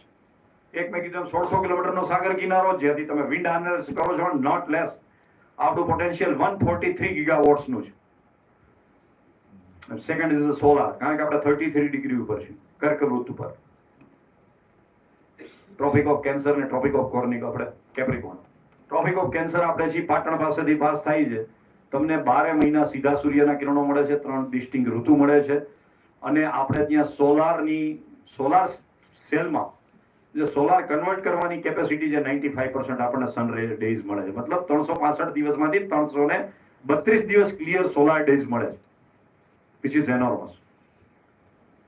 એટલે આપણે વિન્ડને હાર્નેસ કરશું, સોલારને હાર્નેસ કરશું, એમાંથી આપણે હાઇડ્રોજન બનાવશું અને હાઇડ્રોજનને 3 રીતે યુઝ કરશું. એક મેં તમને કીધું મોબિલિટીમાં, અને માટે જ ત્યાં હાઇડ્રોજન ફ્યુઅલ સેલ, આની મોટામાં મોટી ગીગા ફેક્ટરી જામનગરમાં આવે છે. જામનગરમાં અત્યારે 4 ગીગા ફેક્ટરી આવે છે. એક સોલાર સેલ બનાવવાની, એ સોલાર સેલ આપણે કચ્છના રણમાં લઈ જશું, ત્યાં આપણે એનાથી સોલાર પેદા કરશું, એ સોલાર પાછું ઇલેક્ટ્રિસિટી મારફત જામનગરમાં લાવશું, એ ઇલેક્ટ્રિસિટી બાકીની જે વધશે 6 વર્ષ પછી એ વિદેશમાં આપણે સેલ કરશું. અત્યારે પણ આપણી સોલાર પેનલ એક્સપોર્ટ તો થાય જ છે ચાઇનાની કમ્પેરમાં, આફ્રિકાના બધા કન્ટ્રીઓમાં. બીજી છે એ આપણે ઇલેક્ટ્રોલાઇઝર. જેટલા કેમિકલના વિદ્યાર્થીઓ છે એને ખ્યાલ છે કે જ્યારે તમે હાઇડ્રોજન પેદા થાય, હાઇડ્રોજન અને oxygen, it is a simple solution. પાણી હોય, 2 ઇલેક્ટ્રોડ મૂકો, કરંટ પાસ કરો, એટલે હાઇડ્રોજન ને ઓક્સિજન બને. ઓક્સિજન પણ આપણે એનોર્મસ બનાવશું, એ ઓક્સિજન પણ બીજે વપરાશે, પણ એ સાઇડ ઇફેક્ટ છે. હાઇડ્રોજન ઓક્સિજનનો એટલો બધો આપણે ત્યાં પ્રોડક્શન થશે, કારણ કે HO2 ડબલ ઓક્સિજન બનવાનો છે. ઓક્સીએસિટિલિનને જે બધી જગ્યાએ આપણે વાપરીએ છીએ એને પણ યુઝ કરી શકાશે. આ પણ એક આપણી પાસે બહુ મોટી તક છે. Main thing is hydrogen. હવે હાઇડ્રોજન બનાવ્યો પછી એટલો હાઇડ્રોજનને અત્યારે આપણે ચેલેન્જ ગણી છે. સ્ટોર કઈ રીતે કરવો, પ્રોડક્શન કઈ રીતે કરવું, સ્ટોર કઈ રીતે કરવો, અને એને ટ્રાન્સપોર્ટ કઈ રીતે કરવો, કારણ કે હાઈલી ઇન્ફ્લેમેબલ મટીરિયલ. એટલે આને લગતા તમે પ્રોબ્લેમ સ્ટેટમેન્ટ ગોતો, મળી જશે. આ દરેક પ્રોબ્લેમ સ્ટેટમેન્ટ તમારા માટે કરોડપતિ બનવાની ચાવી છે, જો તમે 4-5 મિત્રો ભેગા કરીને એની એક પ્રોબ્લેમને, એક ચેલેન્જને મોસ્ટ ઇકોનોમિકલ વેમાં સોલ્વ કરી શકો. અને એમાં માત્ર કેમિકલ એન્જિનિયર નહીં, civil, mechanical, electrical, electronics, EC, IC, આ તમામ લોકોને ક્યાંક ને ક્યાંક જરૂર પડવાની. ઇવન મેટલર્જી, કારણ કે હાઇડ્રોજનને સ્ટોરેજ કરવા માટે કેવું મટીરિયલ જોશે, ક્રાયોજેનિક બનવા માટે કેટલું મટીરિયલ જોશે, કઈ જાતનું મટીરિયલ જોશે, એની ક્વોલિટી શું હોવી જોઈએ, એના ગુણધર્મો શું હોવા જોઈએ, આ દરેક વસ્તુ રિસર્ચ માંગે છે. આ બધું જ બાકી છે.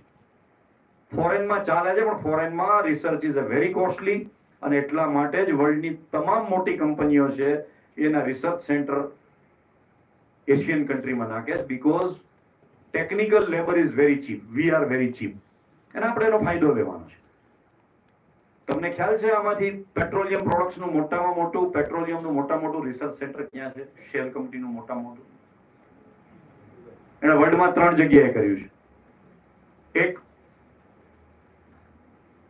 નેધરલેન્ડમાં, એક અમેરિકામાં. પણ આ બંને કરતા મોટામાં મોટું જો કોઈ સેન્ટર હોય શેલ કંપનીનું, તો એ છે બેંગ્લોરમાં. બિગેસ્ટ, મોટામાં મોટું રિસર્ચ ત્યાં થાય છે. ઓછામાં ઓછા લોકો, મને ખ્યાલ છે ત્યાં સુધી 8000 એન્જિનિયરો કામ કરે છે. There are so many companies કે જે લોકો આખા વર્લ્ડના સપ્લાય કરે છે સોફ્ટવેર, આ તે, પણ એ લોકોનો જે ડેટા બેંક કહીએ કે જે ડેટા સેન્ટર કહીએ કે લોકોના નોલેજ સેન્ટર કહીએ, બધા ઇન્ડિયામાં છે. GEP કરીને સપ્લાય ચેનની મોટી કંપની છે, એ આખા વર્લ્ડને સપ્લાય કરે છે એનું નોલેજ. પણ એનું મેઇન નોલેજ સેન્ટર છે એરોલી, બોમ્બેમાં છે. બ્રેઇન વર્ક બધું અહીંયા થાય છે. કોગ્નિઝન્ટ તમને ખ્યાલ છે, ઇન્ફોસિસ થી માંડીને બધા. So we have an opportunity, we have to harness it. હવે વાત આવે કે તો હાઇડ્રોજન નું શું પછી? તો કે 3. એક મેં તમને કીધું એમ, એક તમે સોલાર સેલ બનાવો, ફ્યુઅલ સેલ બનાવો. આ ફ્યુઅલ સેલ ક્યાં કામ લાગશે? એટલે અત્યારે બીજા મિત્રોને મારે એ પણ કહેવાનું છે, આપણી FDP આજે જે છે EV ઉપર છે, EV ઉપર ચોક્કસ કરીએ.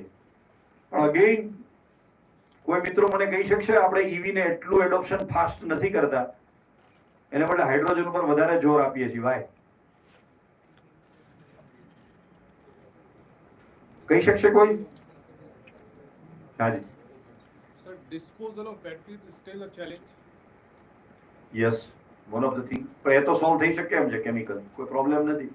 તમે લિથિયમ છે ને પાછો રિટ્રાઈવ કરો, લિથિયમ તો એનું જ રહેવાનું છે, પાછું નવી બેટરીમાં આપો, શું ફેર પડે? It is no doubt it is one of the challenge, but that challenge can be taken by our chemical, mechanical and material engineer experts and new childs. આ લોકોમાં મને વિશ્વાસ છે, કરી શકશે. પ્રોબ્લેમ છે જીઓપોલિટિકલ છે. જે કન્ટ્રી સમયથી વહેલા જાગે છે એ કન્ટ્રી હંમેશા રાજ કરે છે. ચાઇના આજથી 30 વર્ષ પહેલા જાગી ગયું, અને આખા વર્લ્ડમાંથી જેટલી રેર અર્થ હતી, મોલિબ્ડેનમથી માંડીને લિથિયમથી માંડીને યુ નેમ ઇટ, બધા જ એને સામદામ દંડ ભેદ કરી અને બધી જ જગ્યાએથી એને મટીરિયલ ઉપર કબજો કર્યો. બધી જ જગ્યાએ ખાણો વેચાતી લઈ લીધી. લિથિયમમાં અત્યારે 75% જે કહીએ કંટ્રોલ એ ધાતુ ઉપર એ ચાઇનાનો છે. 26% is with the Australia and remaining 5 to 6% is with the rest of the world. Lithium ઉપર આપણે 100% ડિપેન્ડન્ટ છે.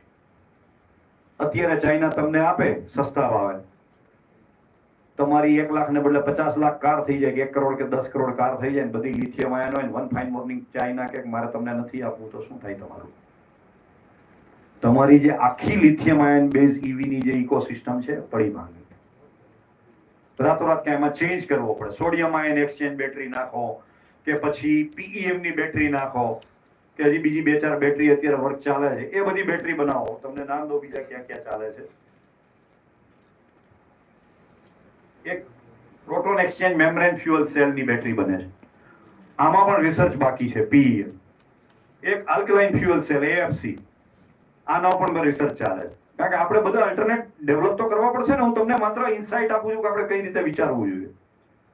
ત્રીજી છે એ મોલ્ટન કાર્બોનેટ ફ્યુઅલ સેલ એમસીએફસી. ચોથી છે સોલિડ ઓક્સાઇડ ફ્યુઅલ સેલ એસઓએફસી. આ તમામ ઇવન સોડિયમ આયન બેટરીઝ તમારે બીજા પર ચેન્જ થવું પડે, પણ જેટલું ઝડપથી ના થવાય, કારણ કે એના મશીન બદલવા પડે, એની અંદરના મટીરિયલ બદલવા પડે રાતોરાત. એટલે આપણે એવું ઈચ્છીએ છીએ કે આપણે એવી કોઈ ટેકનોલોજી મોબિલિટીમાં લાવીએ કે જે 100% ઇન્ડિયન મેડ હોય, ઇન્ડાઇજેનિયસ હોય, કોઈના ઉપર આપણે ડિપેન્ડ રહેવું ન પડતું હોય, અને India can produce from the nature. Hydrogen કેવું લાગે છે હવે તમને? સોલારમાંથી ઇલેક્ટ્રિક લેવાનું, ઇલેક્ટ્રિકમાંથી હાઇડ્રોજન બનાવવાનું, હાઇડ્રોજનને ફ્યુઅલ સેલમાં વાપરવાનો, અને 100% જેને કોઈ નેચર ફ્રેન્ડલી. કારણ કે છેલ્લે શું થાય, એ હાઇડ્રોજન બળે, પાણી બને, H2O એનર્જી રિલીઝ કરે, એનાથી તમારી કાર ચાલે. અને માટે જ અત્યારે ચોથી આને લગતા ઇલેક્ટ્રોનિક્સ, આ 4 ફેક્ટરી ગીગા બને છે જામનગરમાં, અને ટોટલ 90,000 કરોડનું બજેટ છે. 55,000 કરોડ ઓલરેડી યુઝ થઈ ગયા છે. મીન્સ કે it is on the ground.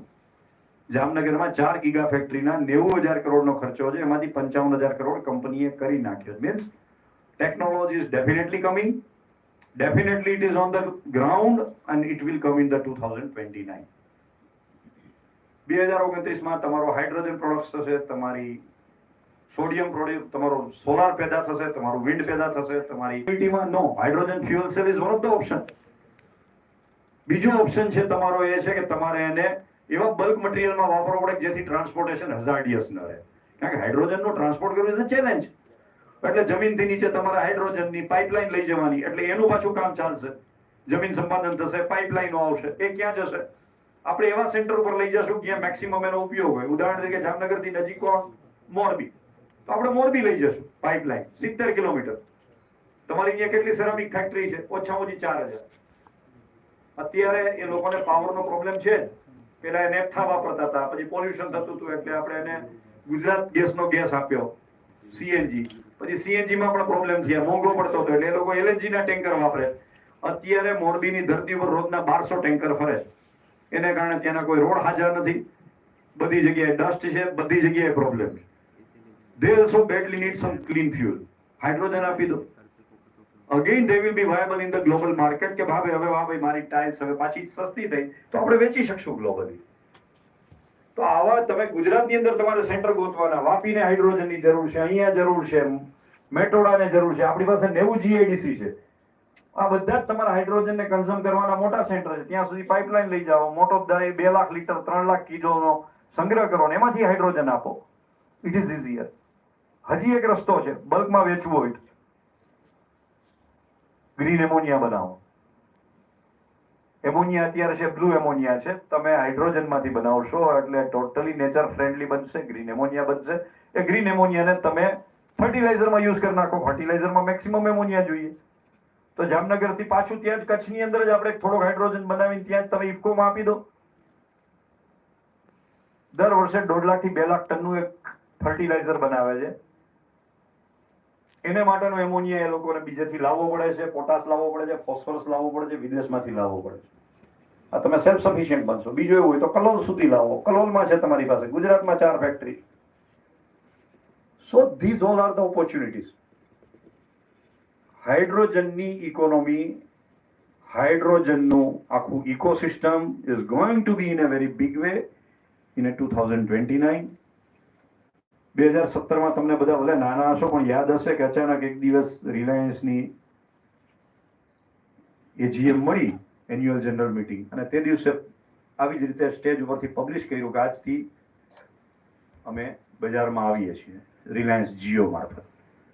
ત્યારે એણે શું ન આપ્યું? મેગેઝિન્સ આપ્યા 2000 જાતના, ન્યૂઝપેપર્સ આપ્યા, પછી બાળકો માટેનું આપ્યું. ટૂંકમાં તમામ વસ્તુ એણે આપી. માત્ર તમને મોબાઈલની ચીપ અને તમને ડેટા નહોતો આપ્યો, અને ડેટા આપણે ડેમોક્રેટાઇઝ કર્યો. જે ડેટા 2016 સુધી વોડાફોન અજય હતું, આઈડિયાને એમાં એમલ્ગમેટ થવું પડ્યું હતું, મર્જર એક્વિઝિશન ચાલ્યા હતા, 15 જેટલી કંપનીઓ હતી, યુનિનોર ને વિડીયોકોન ને ધીસ એન્ડ ધેટ, બધા તમને 350 રૂપિયાની ગીગાબાઇટ આપતા હતા 1 GB.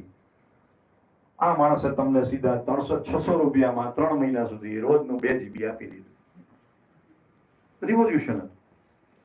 ઘણી બધી બાબતમાં પેલા વાળા દરેક જગ્યાએ છત્રી નાખીને છોકરા ઉભા રહેતા, ખોટા વાળા બનતા, મારા નામના એક ફોટો આપી દઉં ને આઈડી આપી દઉં એટલે કાર્ડ બની જાય, દેશ વિરોધી વાતમાં વપરાય. હવે કઈ નહીં, તમારો ફોટો, તમારું આંખથી જ તમારો ફોટો લેવાય, તમારી સામે ત્યારે ને ત્યારે કાર્ડ મળે. So many things are there.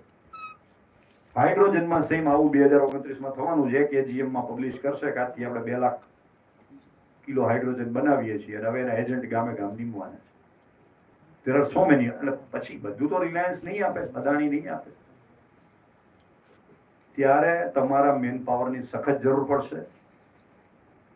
હાઇડ્રોજનના પછી ક્યાંય 30 કિલોના, ક્યાંય 45 કિલોના, ક્યાંય 90 કિલોના, ક્યાંય 2000 કિલોના, ક્યાંય 1000 કિલોના પ્લાન્ટ બનશે. બધી જે ફેક્ટરીઓ પોતાની એનર્જી રિક્વાયરમેન્ટ છે ઓનાથી નહીં લે, હાઇડ્રોજનથી લેશે. તો એ બધા હાઇડ્રોજનના પ્લાન્ટને ચેક કરવા માટે, એને મેન્ટેન કરવા માટે, કારણ કે સ્ટેચ્યુટરી રિક્વાયરમેન્ટ છે.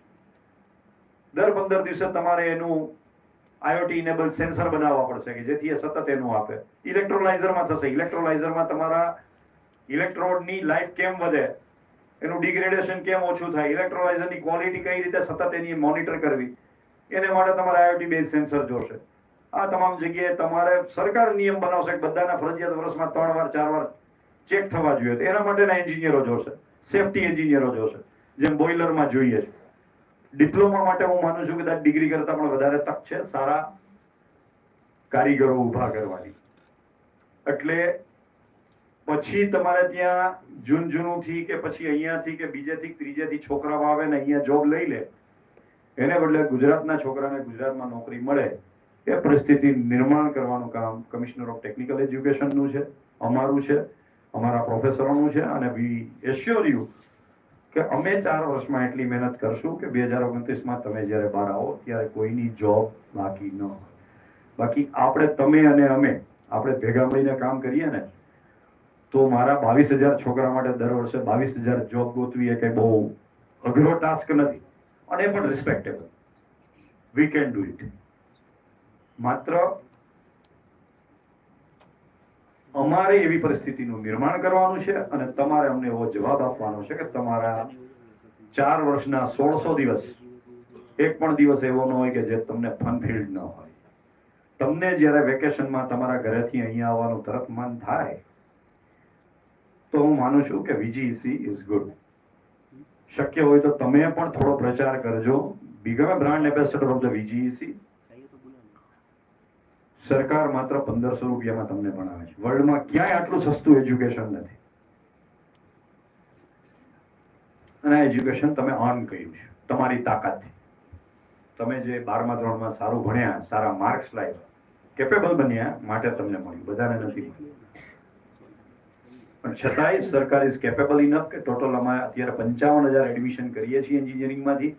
એમાંથી 13,000 એડમિશન ડિગ્રીના ગુજરાત સરકારની કોલેજોમાં છે.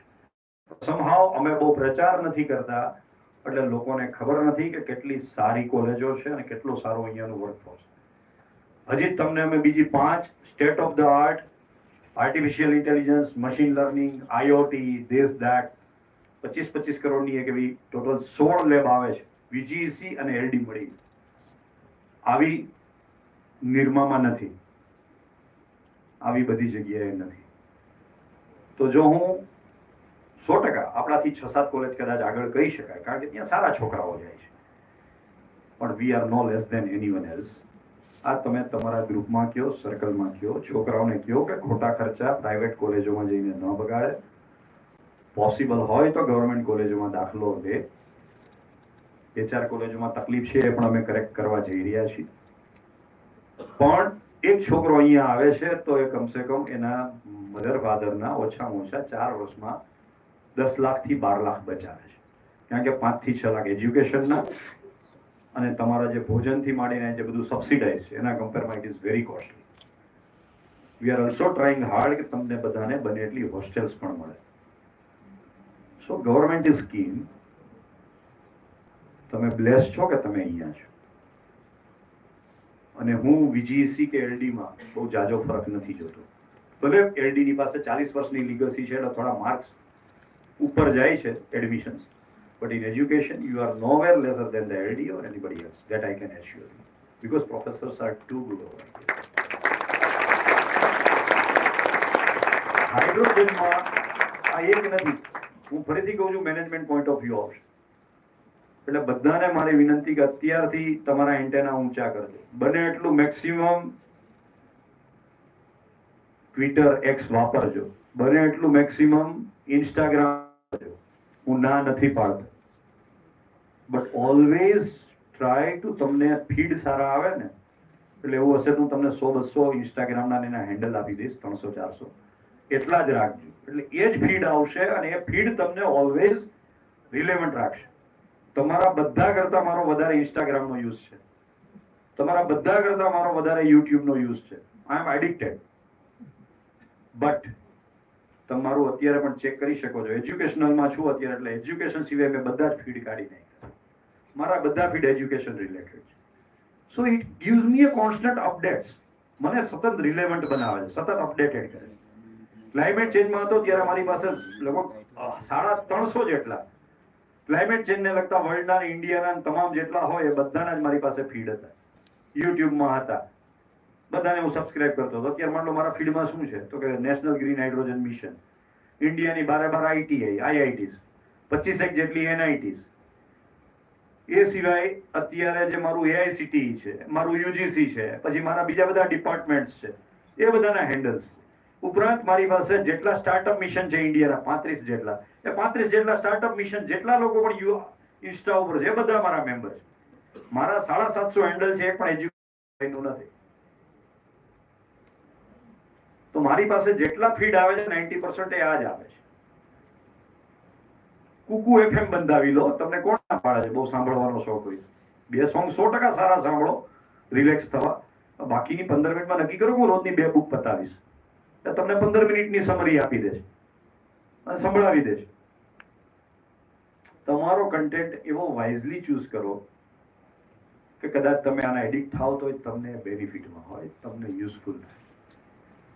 આપણી તકલીફ એ છે કે આપણે જે દિવસથી ઇન્સ્ટા વાપરીએ છીએ ત્યારે આપણને ખબર નથી કે આપણા ઘરમાં કોણ ઘૂસી જાય છે. તમે સોસાયટી બનાવો છો તો સોસાયટી એ સારી એ કહેવાય છે, 12 ચોકીદાર હોય એના બધા ક્રેડેન્શિયલ્સ જોઈને સોસાયટીની અંદર આવવા દે. તમારા ઘરમાં તમે કોકને ઘૂસવા દો છો તો એનાથી વધારે ધ્યાન આપો છો. ઘરમાં હેરા ઘેરા નથુ ઘેરાને ઘૂસવા નથી દેતા. એક જ પ્રોબ્લેમ છે કે જે માણસ ઘરમાં ઘૂસતા પહેલા કોણ માણસ છે, શું ક્રેડિબિલિટી છે, શું એનો ઇન્ટેન્શન છે, કેવો માણસ છે, શું નહીં, એ 10 વાર ચકાસે છે. બાર બોર્ડ મારે છે, ફેરીએ બપોરે 2 થી 4 માં આવવું નહીં, લિફ્ટ અલગ રાખે છે ફેરિયા માટે ને બધા માટે. પણ આપણું મગજ છે ને, અને આપણો મોબાઈલ થ્રુ આપણું મગજ આપણું છે, એની અંદર આપણે ગમે એને ગમે ત્યારે આવવા દઈએ છીએ, જવા દઈએ છીએ. આપણું મગજ એ બોડી બામડીનું ખેતર છે, જેને મનમાં આવે એ આવે, આપણું મગજ ચરી અને પાછા જતા રહે. So please be wise. પહેલું રિવોલ્યુશન આવ્યું ત્યારે શું થયું?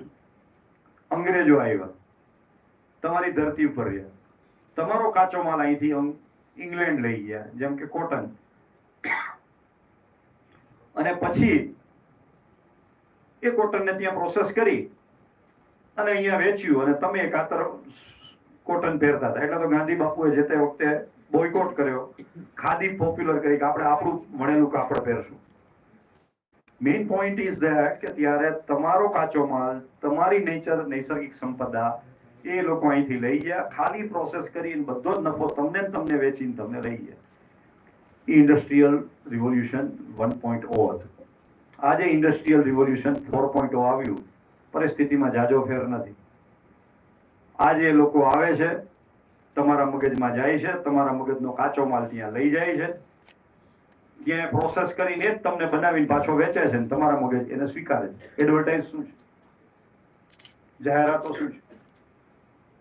They constantly pin you કે તમારે શું ખરીદવું છે. તમારા મોટા ભાગના ડિસિઝન્સ તમે નથી લેતા. તમારા મગજનો ડેટા ત્યાં લઈ જઈ, એને આઈડેન્ટિફાઈ કરી અને પછી ત્યાંથી તમને તમારો માલ વેચે છે. અને એટલે જ તમે જોવો છો કે ત્યાં નેટફ્લિક્સ થી શરૂઆત થઈ 1998 થી, કે તમને પૂછે છે ખ્યાલ છે તમને જે ગમતા હોય મૂવીને લાઈક કરો અથવા ડબલ લાઈક કરો. શું કામ? એ યાદ રાખે છે તમારો રેફરન્સ ને પછી તમને એનાથી બોમ્બાર્ડિંગ કરે, તમને જે ગમે છે. And we are prey to them. એટલે સ્ટુડન્ટ લાઈફમાં બને તો તમારા ફિટ્સ કંટ્રોલ કરજો, ઓટોમેટિક તમે કંટ્રોલમાં આવી જશો. પ્રોબ્લેમ એ છે કે આપણે 5 હિરોઈન ને 10 હીરોને એના આઇકોન જોઈને એને જ આપણે ફોલો કરીએ છીએ. એટલે તમારી પાસે કન્ટિન્યુઅસ એવી બાબતો આવે છે જે તમારો ટાઈમ લઈ લે છે. અને બિલીવ મી, આ બહુ ગંભીર ઇસ્યુ છે. મારી પાસે અત્યારે મેક્સિમમ છોકરાઓના ઇસ્યુ આવે છે, કારણ કે ભણવાનું હોય ત્યારે ભણ્યા ના હોય એટલે અંદર મન લાગે નહીં, એટલે આપણે શોર્ટકટ લઈએ, ચેટ જીપીટી કરીએ, આ કરીએ તે કરીએ. હવે તો જોઈએ આવડતું હોય તો પણ એમાંથી પછી માનસિક તકલીફ, મેન્ટલ બ્રેકડાઉન, આવા બહુ બધા છોકરાઓના ઇસ્યુ બને છે. એટલે જ મારે હવે દરેક કોલેજની અંદર ધીરે ધીરે સાયકિયાટ્રિસ્ટની મદદ આપે છે. You are a very sharp people. તમે અહીંયા સુધી આવ્યા છો. સરકારને, આ દેશને, લોકોને તમારી જરૂર છે. તમારા મા બાપને જરૂર છે. સો બી રિસ્પોન્સિબલ. આ તમારા 1600 દિવસનો બેસ્ટ ઉપયોગ કરજો. તમે જે ફિલ્ડમાં હો, દરેક ફિલ્ડના ક્યાંક ને ક્યાંક લેટેસ્ટ ટેકનિક સાથે કનેક્શન્સ છે. સિવિલ હોય, મિકેનિકલ હોય, ઇલેક્ટ્રિકલ હોય, કોઈ પણ હોય. અને દરેક ડિસિપ્લિન ઇન્ટરેસ્ટિંગ છે. બીજામાં પણ રસ લો. તમારો રૂમ પાર્ટનર બીજી ડિસિપ્લિન નો હોય તો interdiscipline, interlocking of the knowledge is the necessary, જરૂરી છે. તમારી પાસે ફર્સ્ટ યરથી તમને, હું આટલું માનું છું દરેક વિદ્યાર્થી પાસે હોવું જોઈએ. We are trying to give it you. થઈ જશે. પણ દરેક વિદ્યાર્થીનું એક લિંક્ડઇન એકાઉન્ટ હોવું જોઈએ. મેં હમણાં કીધું છે, તમારું લિંક્ડઇન એકાઉન્ટ હોય તો મેં થોડું મોડિફાઈ કરશું. મોડિફાઈ એટલા માટે કરશું, એ રીતે મોડિફાઈ થશો તો you will be visible to all the companies. આપણે એ રીતે બનાવીએ છીએ. દરેક લોકોને ખ્યાલ આવશે. ઉદાહરણ તરીકે તમારું હોય, મારું હોય તો બિપિન તલાટી ડોટ, હું સિવિલ એન્જિનિયરિંગ છું તો CIVIE ડોટ, હું VGC છું તો VGC.DT. આનાથી ફાયદો શું થશે? ભવિષ્યમાં કોઈ કંપનીને એક સાથે એમ કે કોઈ મારે સિવિલ એન્જિનિયરિંગના બેસ્ટ 100 છોકરાઓ જોઈએ છે, 200 છોકરા જોઈએ છે, મારે ટાર્ગેટ કરવું છે, તો એ લિંક્ડઇનમાં આ રીતે નાખશે એટલે VGC ના 32 છોકરા એક સાથે 100 છોકરા આવી જશે. LD.CVE કરશે તો એના આવી જશે. 10 કોલેજ ટાર્ગેટ કરીને હું ત્યાંના છોકરાઓને સીધું કંઈ પણ મારા મેસેજ, કંઈ પણ મારા જેને કહેવાય કે ફિલર્સ મોકલી શકું. એટલે આપણે બધા પ્લેટફોર્મ પર વિઝિબલ થવાનું છે. બીજું, મને તમારો બેસ્ટ CV જોઈએ, AI જનરેટેડ. કઈ રીતે બનવા એના હું તમને ધીરે ધીરે પ્રોમ્પ્ટ શીખવાડી દઈશ, પ્રોમ્પ્ટ એન્જિનિયરિંગ શીખવાડી દઈશ. બધા મિત્રોને વિનંતી કે તમને યુટ્યુબ ઉપર એવું લાગે તો 4-5 કોર્સેરામાં એનો હોય તો 9 રૂપિયા, 10 રૂપિયામાં બિચારા બધા કરાવે છે. પ્રોમ્પ્ટ એન્જિનિયરિંગના નાના તેના યુટ્યુબમાં જોઈ લેજો. 1 દિવસનો સેમિનાર, 2 દિવસનો સેમિનાર જાતે કરી શકાય. 2 મહિના, 4 મહિના, 6 મહિનાના કોર્સેરામાં છે, IITમાં છે, બધા AI ના કોર્સ ચાલુ કર્યા છે. જોઈન કરો. પ્રોમ્પ્ટ એન્જિનિયરિંગ કઈ રીતે કરવું, તમારું એજન્ટિક AI કઈ રીતે બનાવવું, તમારું પોતાનું રિસર્ચ કઈ રીતે કરવું, એ કરો. હું 100% કહું છું, બધા જ ચેટ જીપીટી વાપરજો. એક્ઝામ ટાઈમે વાપરવાનો હોય. હું તો ભવિષ્યમાં જોજો, તમે બહુ ચેટ જીપીટી વાપરશો, તમારી એક્ઝામો એવી બનશે. અમે કહેશું ચેટ જીપીટી નું ફરજિયાત બધાય જે વાપરો એ વાપરો, પણ આટલા પ્રશ્નોના જવાબ આપો. પેલા એવું જ હતું ને, પેલા આપણે ચોરી કરવી એ પાપ ગણાતું. કોલેજમાં છોકરાઓ બહુ ચોરી કરતા હતા. એટલે હવે મોટી એન્જિનિયરિંગમાં એમાં આવી ગયું કે ભાઈ બુક સાથે રાખીને એક્ઝામ આપો. પ્રશ્નો અમે એવા પૂછશું તમને કે બુક હશે તો તમને ઉપયોગી નહીં થાય. તો મારી પાસે એવા પ્રશ્નો છે જ કે તમને ચેટ જીપીટી ઉપયોગી નહીં થાય. તમારે બ્રેઇન વાપરવું પડશે. અને after all it is a good thing. મારા ફાધર કરોડોપતિ ને અબજોપતિ હોય, મારી પાસે 100 જાતની દુકાનો હોય, તો મારે દોરીને ધોતીને લોટો લઈને શું કામ ગામેથી શહેરમાં આવવું જોઈએ? હું મર્સિડીઝમાં ન આવું? સ્વાભાવિક છે.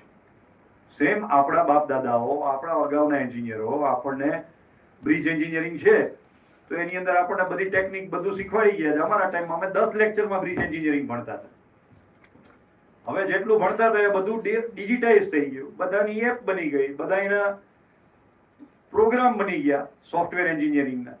હવે શું છે, તમે સ્પાન આપો છો, રોલિંગ લોડ આપો છો, ફિક્સ લોડ આપો છો અને કન્ટિન્યુઅસ લોડ આપો છો, તો એ તરત ડિઝાઇન કરીને દઈ દે છે કે તમારા સ્લેબની ડિઝાઇન કેવડી હોવી જોઈએ, પિયરની કેવડી હોવી જોઈએ, નીચે તમે જે બેરિંગ મૂકો એ કઈ કેપેસિટીના હોવા જોઈએ, ફાઉન્ડેશન કેવું હોવું જોઈએ.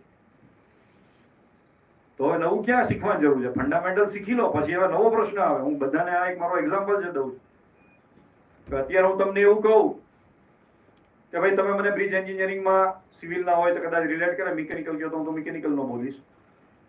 હું તમને એમ કહું કે ભાઈ તમે મને ચેનાબનો બ્રિજ છે, હમણાં નવો આર્ચ બ્રિજ બન્યો, એની ડિઝાઇન બનાવો, તો તમને બધાને આવડશે, કારણ કે અત્યારે ફિક્સ છે, બની ગઈ છે, ચેટ જીપીટીમાં નાખો તો આવી જાય છે. પછી હું તમને પ્રશ્ન એવો પૂછું ને કે આને બદલે તમે સસ્પેન્શન બ્રિજ બનાવો અને બે વચ્ચે કેટલું મટીરિયલ ડિફરન્સ જોઈએ છે, કેટલું એની અંદર કયો સસ્તો પડે છે, શા માટે પડે છે, એક્સપ્લેન કરીને સમજાવો. Then you have to work hard. એ આવડશે. હું ત્રીજો પ્રશ્ન પૂછીશ કે શા માટે ભાઈ તમે રીઝન આપો મને, શા માટે સસ્પેન્શન બ્રિજ ત્યાં ના ચાલે, શા માટે આર્ચ બ્રિજ બનાવો છે? તો એનો જવાબ આવશે કે ભાઈ ત્યાં ચેનાબની ઘાટી છે, સાંકડી છે, પવન અથડાઈને આવે છે, સામો આવે છે, એટલે ત્યાં ક્યારેક ક્યારેક 90 કિલોમીટરની સ્પીડ થઈ જાય છે. 90 કિલોમીટરની ભલે વર્ષમાં એક જ વાર 15 મિનિટ માટે સ્પીડ થાય, પણ તમારો બ્રિજ આખો હોરિઝોન્ટલ સ્વે ને વર્ટિકલ સ્વે કરે. એ ન કરવો હોય તો તમારે વધારે ટેન્સાઇલ સ્ટ્રેન્થ ને બધું નાખવું પડે, તો તમારું મટીરિયલ ખૂબ વધારે જોઈએ અને પ્લસ એ થોડો ડેન્જરસ માટે આપણે આર્ચ બ્રિજ બનાવી. આપણે મારી પાસે 25 પ્રોમ્પ્ટ પડ્યા છે તમને દેવા માટે, આપણે એ કામ કરશું. મીન્સ કે તમને જ્યારે એક રેડીમેડ થાળીમાં જ્યારે તમારા ફાધર તમને 50 કરોડની કંપની દેતા હોય તો તમારે ક્લાર્ક તરીકે શીખવાની જરૂર નથી. એ 50 કરોડમાંથી 500 કરોડ કેમ કરવા એ શીખવાનું હોય. એમ આપણને આપણા વડવાઓ, આપણા બધા અગાઉના એન્જિનિયરો બધું જ આપણને સોફ્ટવેરમાં આપી ગયા છે. તો ફંડામેન્ટલ શીખો અને હવે આપણું થિંકિંગ એનાથી એક લેવલ ઉપર લઈ જાઓ, અને એ કરવા માટે તમે અહીંયા આવ્યા છો. સો કલેક્ટિવલી ये दिल मांगे मोर, તમે વધુ માંગજો પણ તમારા પ્રોફેસરો પાસે. અને આના ઉપર 5 દિવસ ચર્ચા ચાલશે. હાઇડ્રોજન ઉપર બોલવું હોય તો અત્યારે 5-6 કલાક બીજી જોઈએ, પણ હું અત્યારે એમાં નથી પડતો. ઇલેક્ટ્રોલાઇઝરમાં પણ 3 પ્રકાર છે. એક મેં તમને કીધું આલ્કલાઇન ઇલેક્ટ્રોલાઇઝર, એના ઉપર કામ કરો. બીજું છે એ પીઈએમ છે, ત્રીજું છે એ એઈએમ છે. આ બધાના પ્રેક્ટિકલ ત્યાં થાય છે. હજીરામાં 45 કિલોનો હાઇડ્રોજન પ્લાન્ટ મૂક્યો છે. અહીંયા મારા પ્રોફેસરોને હું લઈ જઈશ, પછી જો અનુકૂળતા આવશે તો તમારા કેમિકલના વિદ્યાર્થીઓને પણ લઈ જશું. પણ તમે આવું નક્કી કરો, તમારા ચેટ જીપીટીને પૂછો કે મારે આગામી 4 વર્ષની અંદર મારો રોડ મેપ બનાવી દે ભાઈ ભણવાનો, મારે શું કરવું જોઈએ, મારે આ લેવલે જવું છે. એ રોડ મેપ બનાવીને એને તમે ફોલો કરો, દર વર્ષે ટીક કરો. બીજો એક ચેટ જીપીટીને પ્રશ્ન પૂછો કે મારે આ વર્ષમાં મારું કેમિકલ એન્જિનિયરિંગ છે, મારા આ વર્ષે આટલા ટોપિક આવવાના છે, આને રિલેટેડ મારે આખા ઇન્ડિયામાં કયા કયા કારખાનાની કઈ જગ્યાની મુલાકાત લેવી જોઈએ પ્રેક્ટિકલ, જેથી મારું નોલેજ ઇન્ક્રીઝ થાય. કયા એવા આખા વર્ષની અંદર એવા સેમિનાર આવે છે, એવા વર્કશોપ આવે છે. તમે ગ્રીન હાઇડ્રોજનનો નાખજો, આ વર્ષમાં 4 છે. સપ્લાય ચેનના નાખજો, 8 છે. તો જવાનું ત્યાં 2 દિવસ રજા લઈને. દિલ્હીમાં પ્રગતિ મેદાન છે, અહીંયા મહાત્મા મંદિર છે. રેગ્યુલરલી આપણે અહીંયા કઈ ને કઈ વર્કશોપ ચાલે છે. ગ્રીન હાઇડ્રોજનનો 4થી ને 6 ડિસેમ્બરે ગ્રીન હાઇડ્રોજનનો મહાત્મા મંદિરમાં ઇન્ટરનેશનલ લેવલનો આપણે વર્કશોપ કરવાના છે.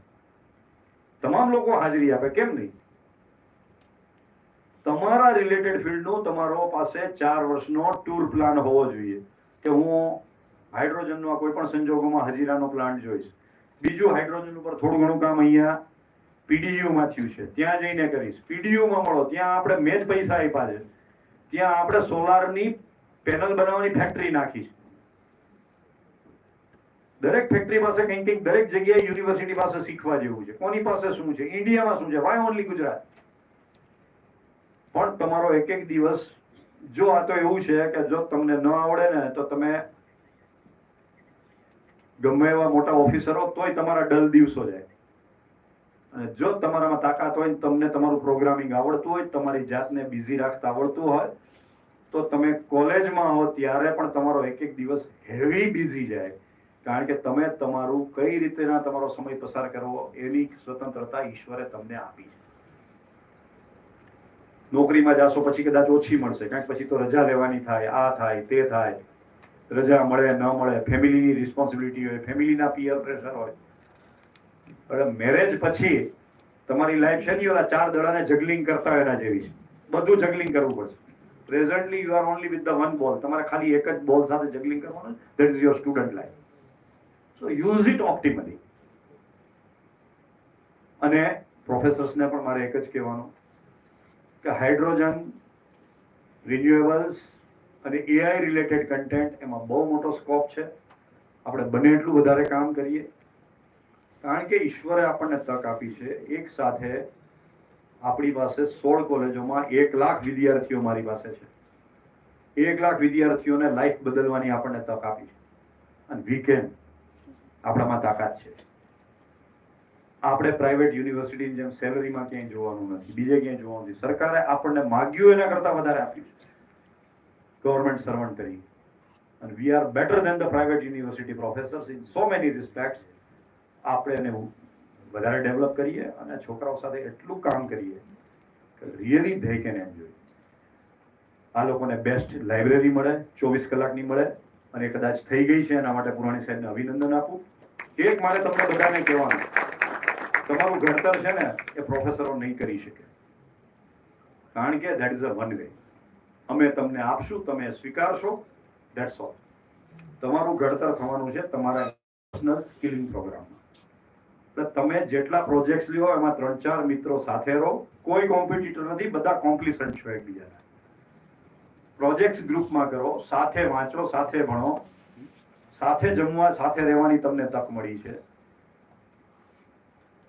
દરેક છોકરો ફ્રી હોય ત્યારે સારી જગ્યાએ, જો એ લેબોરેટરીમાં પણ જાય તો પણ મજાનું છે, અને જો એ કેન્ટીનમાં જાય તો એ પણ વેલકમ છે. અમે પૂરેપૂરા પ્રયત્નો કરશું કે તમને state of the art canteens અંદર મળે. બહાર જઈને લારીએ જઈને તમારે જમવું પડે એ પણ મને કંઈ બહુ ગમતું નથી. આપણે અંદર સારી કેન્ટીન બનાવશું. હું પછી તમારો અલગથી વિદ્યાર્થીઓ સાથે બેસું છું. તમારા મને સજેશન્સ આપજો કે તમને શું જોઈએ છે, કેવું જોઈએ. કયો તો આપણે ગૂગલ ફોર્મ ફેરવી દઈશું. વોટ યુ વોન્ટ, તમારા પ્રમાણેની આપણે બને એવું આપણે ઈચ્છું. અને સેકન્ડ થિંગ હું ઈચ્છું છું, એક પણ વિદ્યાર્થી રાતના 3 વાગે વાંચવા માંગે મારી લાઇબ્રેરી ખુલ્લી હશે. પણ બને તો રૂમમાં વાંચવાને બદલે તમારે અહીંયા લાઇબ્રેરી છે, લાઇબ્રેરીનો મેક્સિમમ ઉપયોગ કરજો. શક્ય હશે તમે પણ બનાવી દેશું જેથી તમને પ્રોત્સાહન રહે. પણ લાઇબ્રેરીમાં જાઓ, વચ્ચે થોડા સમય દર 2 કલાકે ફ્રી થવા માટે બહાર બ્રેકઆઉટ સેશન કરો, 4 મિત્રો મળો, ડિસ્કસ કરો. ઇન્ટરપર્સનલ ડિસ્કશન અને ઇન્ટરપર્સનલ તમારું એકબીજાના હેન્ડ હોલ્ડિંગ અને સાથે મળીને જે તમે કરશો ને એ તમને રિયલ સેન્સમાં તમને શેપઅપ કરશે. એટલે માત્ર લેક્ચર નહીં, લેક્ચર સિવાયની દુનિયાને પણ એક્સપ્લોર કરજો. અને તમારી સાથે જે તમારા જર્નીમાં તમારા મિત્રો સાથે છે, દે આર રિયલી, આજે નહીં તમે 60 વર્ષના થશો, જેથી એલ્યુમનાઈ બનશો ને ત્યારે યાદ આવશે. એટલે આ તકનો મેક્સિમમ ઉપયોગ કરજો. તમારી આ 4 વર્ષની જર્ની એકદમ ફ્રૂટફુલ રહે, એકદમ તમને તમામ જાતનું જ્ઞાન મળે, અને સાથે સાથે સમજ, અને સાથે સાથે એન્જોયમેન્ટ. ખાલી જ્ઞાન કોઈ કામનું નથી. જ્ઞાનની સાથે સમજ પણ જોઈએ, અને સમજની સાથે સાથે આનંદ પણ જોઈએ. તમને તમામ વસ્તુ મળે એવી ઈશ્વરને પ્રાર્થના. જય ભારત, જય Hind.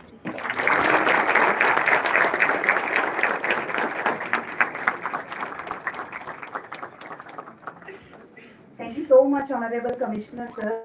Insightful and inspiring talk on latest technologies. Thank you once again, sir, for sparing your precious time with us.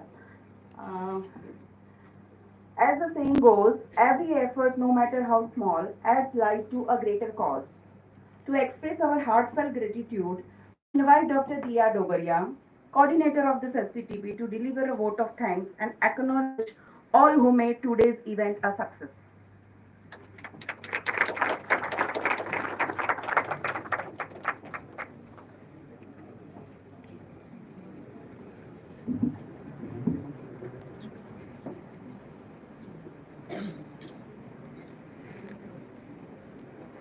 Thank you very much madam.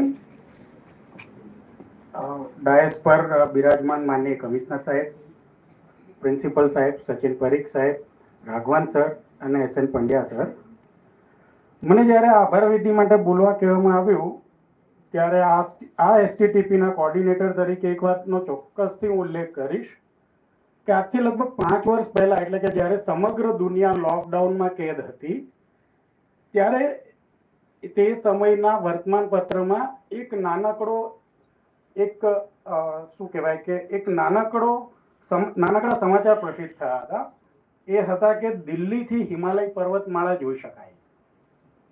ખરેખર કહીએ તો આ ખૂબ નાનકડા સમાચાર છે, પણ મિત્રો આપણે બધા જાણીએ છીએ કે શેના કારણે હતું.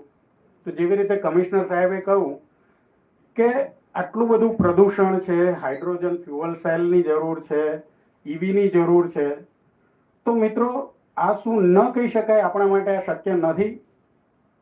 આ STTP મારા ખ્યાલથી આ દિશામાં એક ખૂબ જ નાનું કદમ છે અને મને એટલો ભરોસો છે કે આપ સૌ આ અંગે એના પાર્ટિસિપન્ટ છો.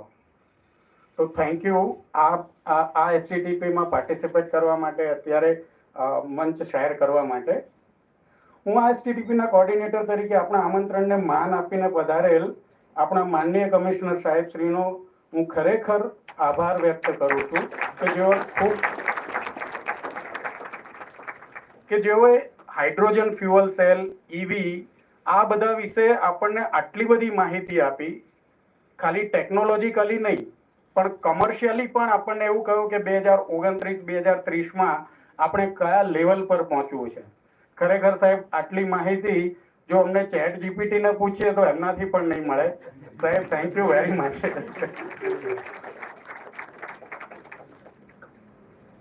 હું કમિશનર સાહેબનો ફરીથી આભાર એટલા માટે માનીશ કે એમણે આપણા આ STTPને 30 ફેકલ્ટી મેમ્બર્સને પાર્ટિસિપેટ કરવા માટે આપ્યું છે. ફક્ત 30 ફેકલ્ટી મેમ્બર કહી શકાય, પણ એનાથી જે લાભ થવાનો છે એવા અસંખ્ય વિદ્યાર્થીઓ છે. તો ફરીથી હું કમિશનર સાહેબનો આ મંચ ઉપરથી આભાર માનીશ. બીજું એવું કહી શકાય કે આ STTPમાં આપણને ગુજકોસ્ટ તરફથી ફાઇનાન્શિયલ પણ બેનિફિટ મળેલો છે. તો ગુજકોસ્ટ તરફથી સાહુ સાહેબને આપણે આમંત્રણ આપ્યું હતું, પણ એમના વ્યસ્ત શેડ્યુલને કારણે અહીંયા મંચસ્થ નથી રહી શક્યા. તો એમનો પણ હું ખૂબ ખૂબ આભાર માનું છું. થેન્ક યુ ગુજકોસ્ટ, થેન્ક યુ સાહુ સર. હર હંમેશ અને કંઈક નવી પ્રેરણા આપવા વાળા આપણા આચાર્ય શ્રી માનનીય ડોક્ટર VS પુરાણી સાહેબ, જેઓએ આ મંચ આપણને પ્રોવાઈડ કર્યું. હંમેશા આપણને કહ્યું છે કંઈક ને કંઈક આગળ વધો, કંઈક નવું કંઈક કરો. તો એ બદલ, આ પરવાનગી આપવા બદલ હું માનનીય પુરાણી સાહેબનો પણ ખૂબ ખૂબ આભાર માનું છું. માનનીય સચિન પરીખ સાહેબ તેમજ TPO તરીકે DTEમાં આપણા રાજેશ કાપડિયા સાહેબ, એમણે પણ આ માટે ખૂબ જ પરવાનગી આપવા માટે ખૂબ જ ઉતાવળ કરી. એ બદલ હું DTEની સમગ્ર ટીમ તથા રાજેશ કાપડિયા સાહેબનો પણ ખૂબ ખૂબ આભાર માનું છું. વિદ્યુત ઇજનેરી વિભાગના વડા અને આ STTPના કન્વીનર ડોક્ટર SN પંડ્યા સાહેબ, કે જેઓના હકારાત્મક અભિગમ તથા સતત પ્રયાસથી આ STTPનું આયોજન થયું છે. તો હું માનનીય ડોક્ટર માનનીય SN પંડ્યા સાહેબનો પણ ખૂબ ખૂબ આભાર માનું છું. હવે ખૂબ જ અગત્યનું એવું, કોઈ પણ કાર્ય કરવા માટે ખૂબ જ મજબૂત એવા પીઠબળની જરૂર હોય છે. તો એમાં આખી વિદ્યુત ઇજનેરી ટીમ, વિદ્યુત ઇજનેરી ડિપાર્ટમેન્ટ VGECનું જે બેકબોન તરીકે ઊભું રહ્યું છે અને અવિરત પ્રયાસ અને ખૂબ જ મહેનત કરીને આ STTPનું આયોજન કર્યું છે અને આ સ્ટેજ પર પહોંચાડી છે. તો હું તમામ VGECના ફેકલ્ટી, એમના ક્લાસ 3 બધા જે પ્રયત્ન કર્યો છે એ બદલ હું સમગ્ર VGECની ટીમનો હું ખૂબ ખૂબ આભાર માનું છું. ફક્ત VGEC ઇલેક્ટ્રિકલના ફેકલ્ટીઝ નહીં, એના વિદ્યાર્થીઓ આપણે જોઈ શકીએ છીએ કે ખડા પગે ઊભા છે, YouTube રહ્યા છે. તો આ જે સ્ટુડન્ટ વોલ્યુન્ટિયર્સ છે ખરેખર એમની પણ જે મહેનત છે એને અવગણવી ન જોઈએ. હું આ વોલ્યુન્ટિયર્સ અને સ્ટુડન્ટ્સનો પણ ખૂબ ખૂબ આભાર માનું છું. પ્રસ્તુત એસટીટીપીમાં ભાગ લેનાર જે સમગ્ર ગુજરાતમાંથી ફેકલ્ટીઓ આવ્યા છે એમણે ખરેખર રસ દાખવ્યો છે. તો હું એ ફેકલ્ટી મિત્રોનો પણ આ ઘડી આ સ્ટેજ પરથી ખૂબ ખૂબ આભાર માનું. મારા સાથી કોઓર્ડિનેટર એવા વૈભવી મેડમ જે તૂટેલા પગે પણ આખા મનથી જે કામ કર્યું છે એ બદલ હું વૈભવી મેડમનો પણ ખૂબ ખૂબ આભાર માનું છું.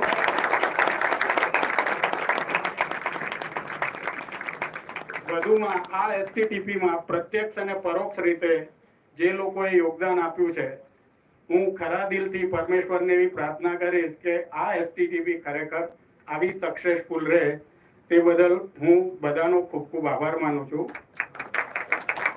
અહીં હું મારી વાણીને વિનવું છું. આભાર. અસ્તુ. આપનો દિવસ શુભ રહે.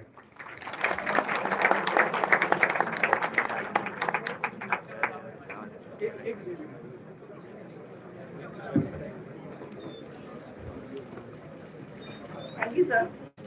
Now let us rise for the national anthem and pay respect to our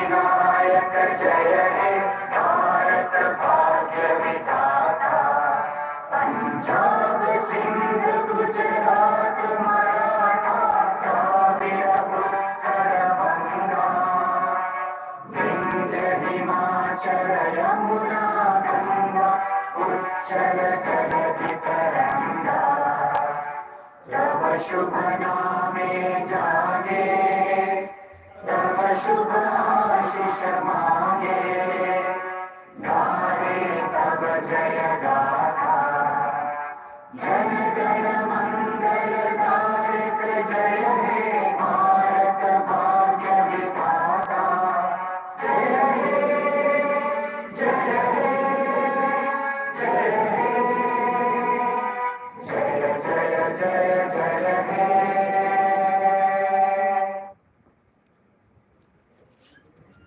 With this, we conclude the inaugural ceremony of the short-term swimming program. We now look forward to a week filled with exploration, discussion, discovery in the field of sustainable mobility. Thank you all. Thank you all.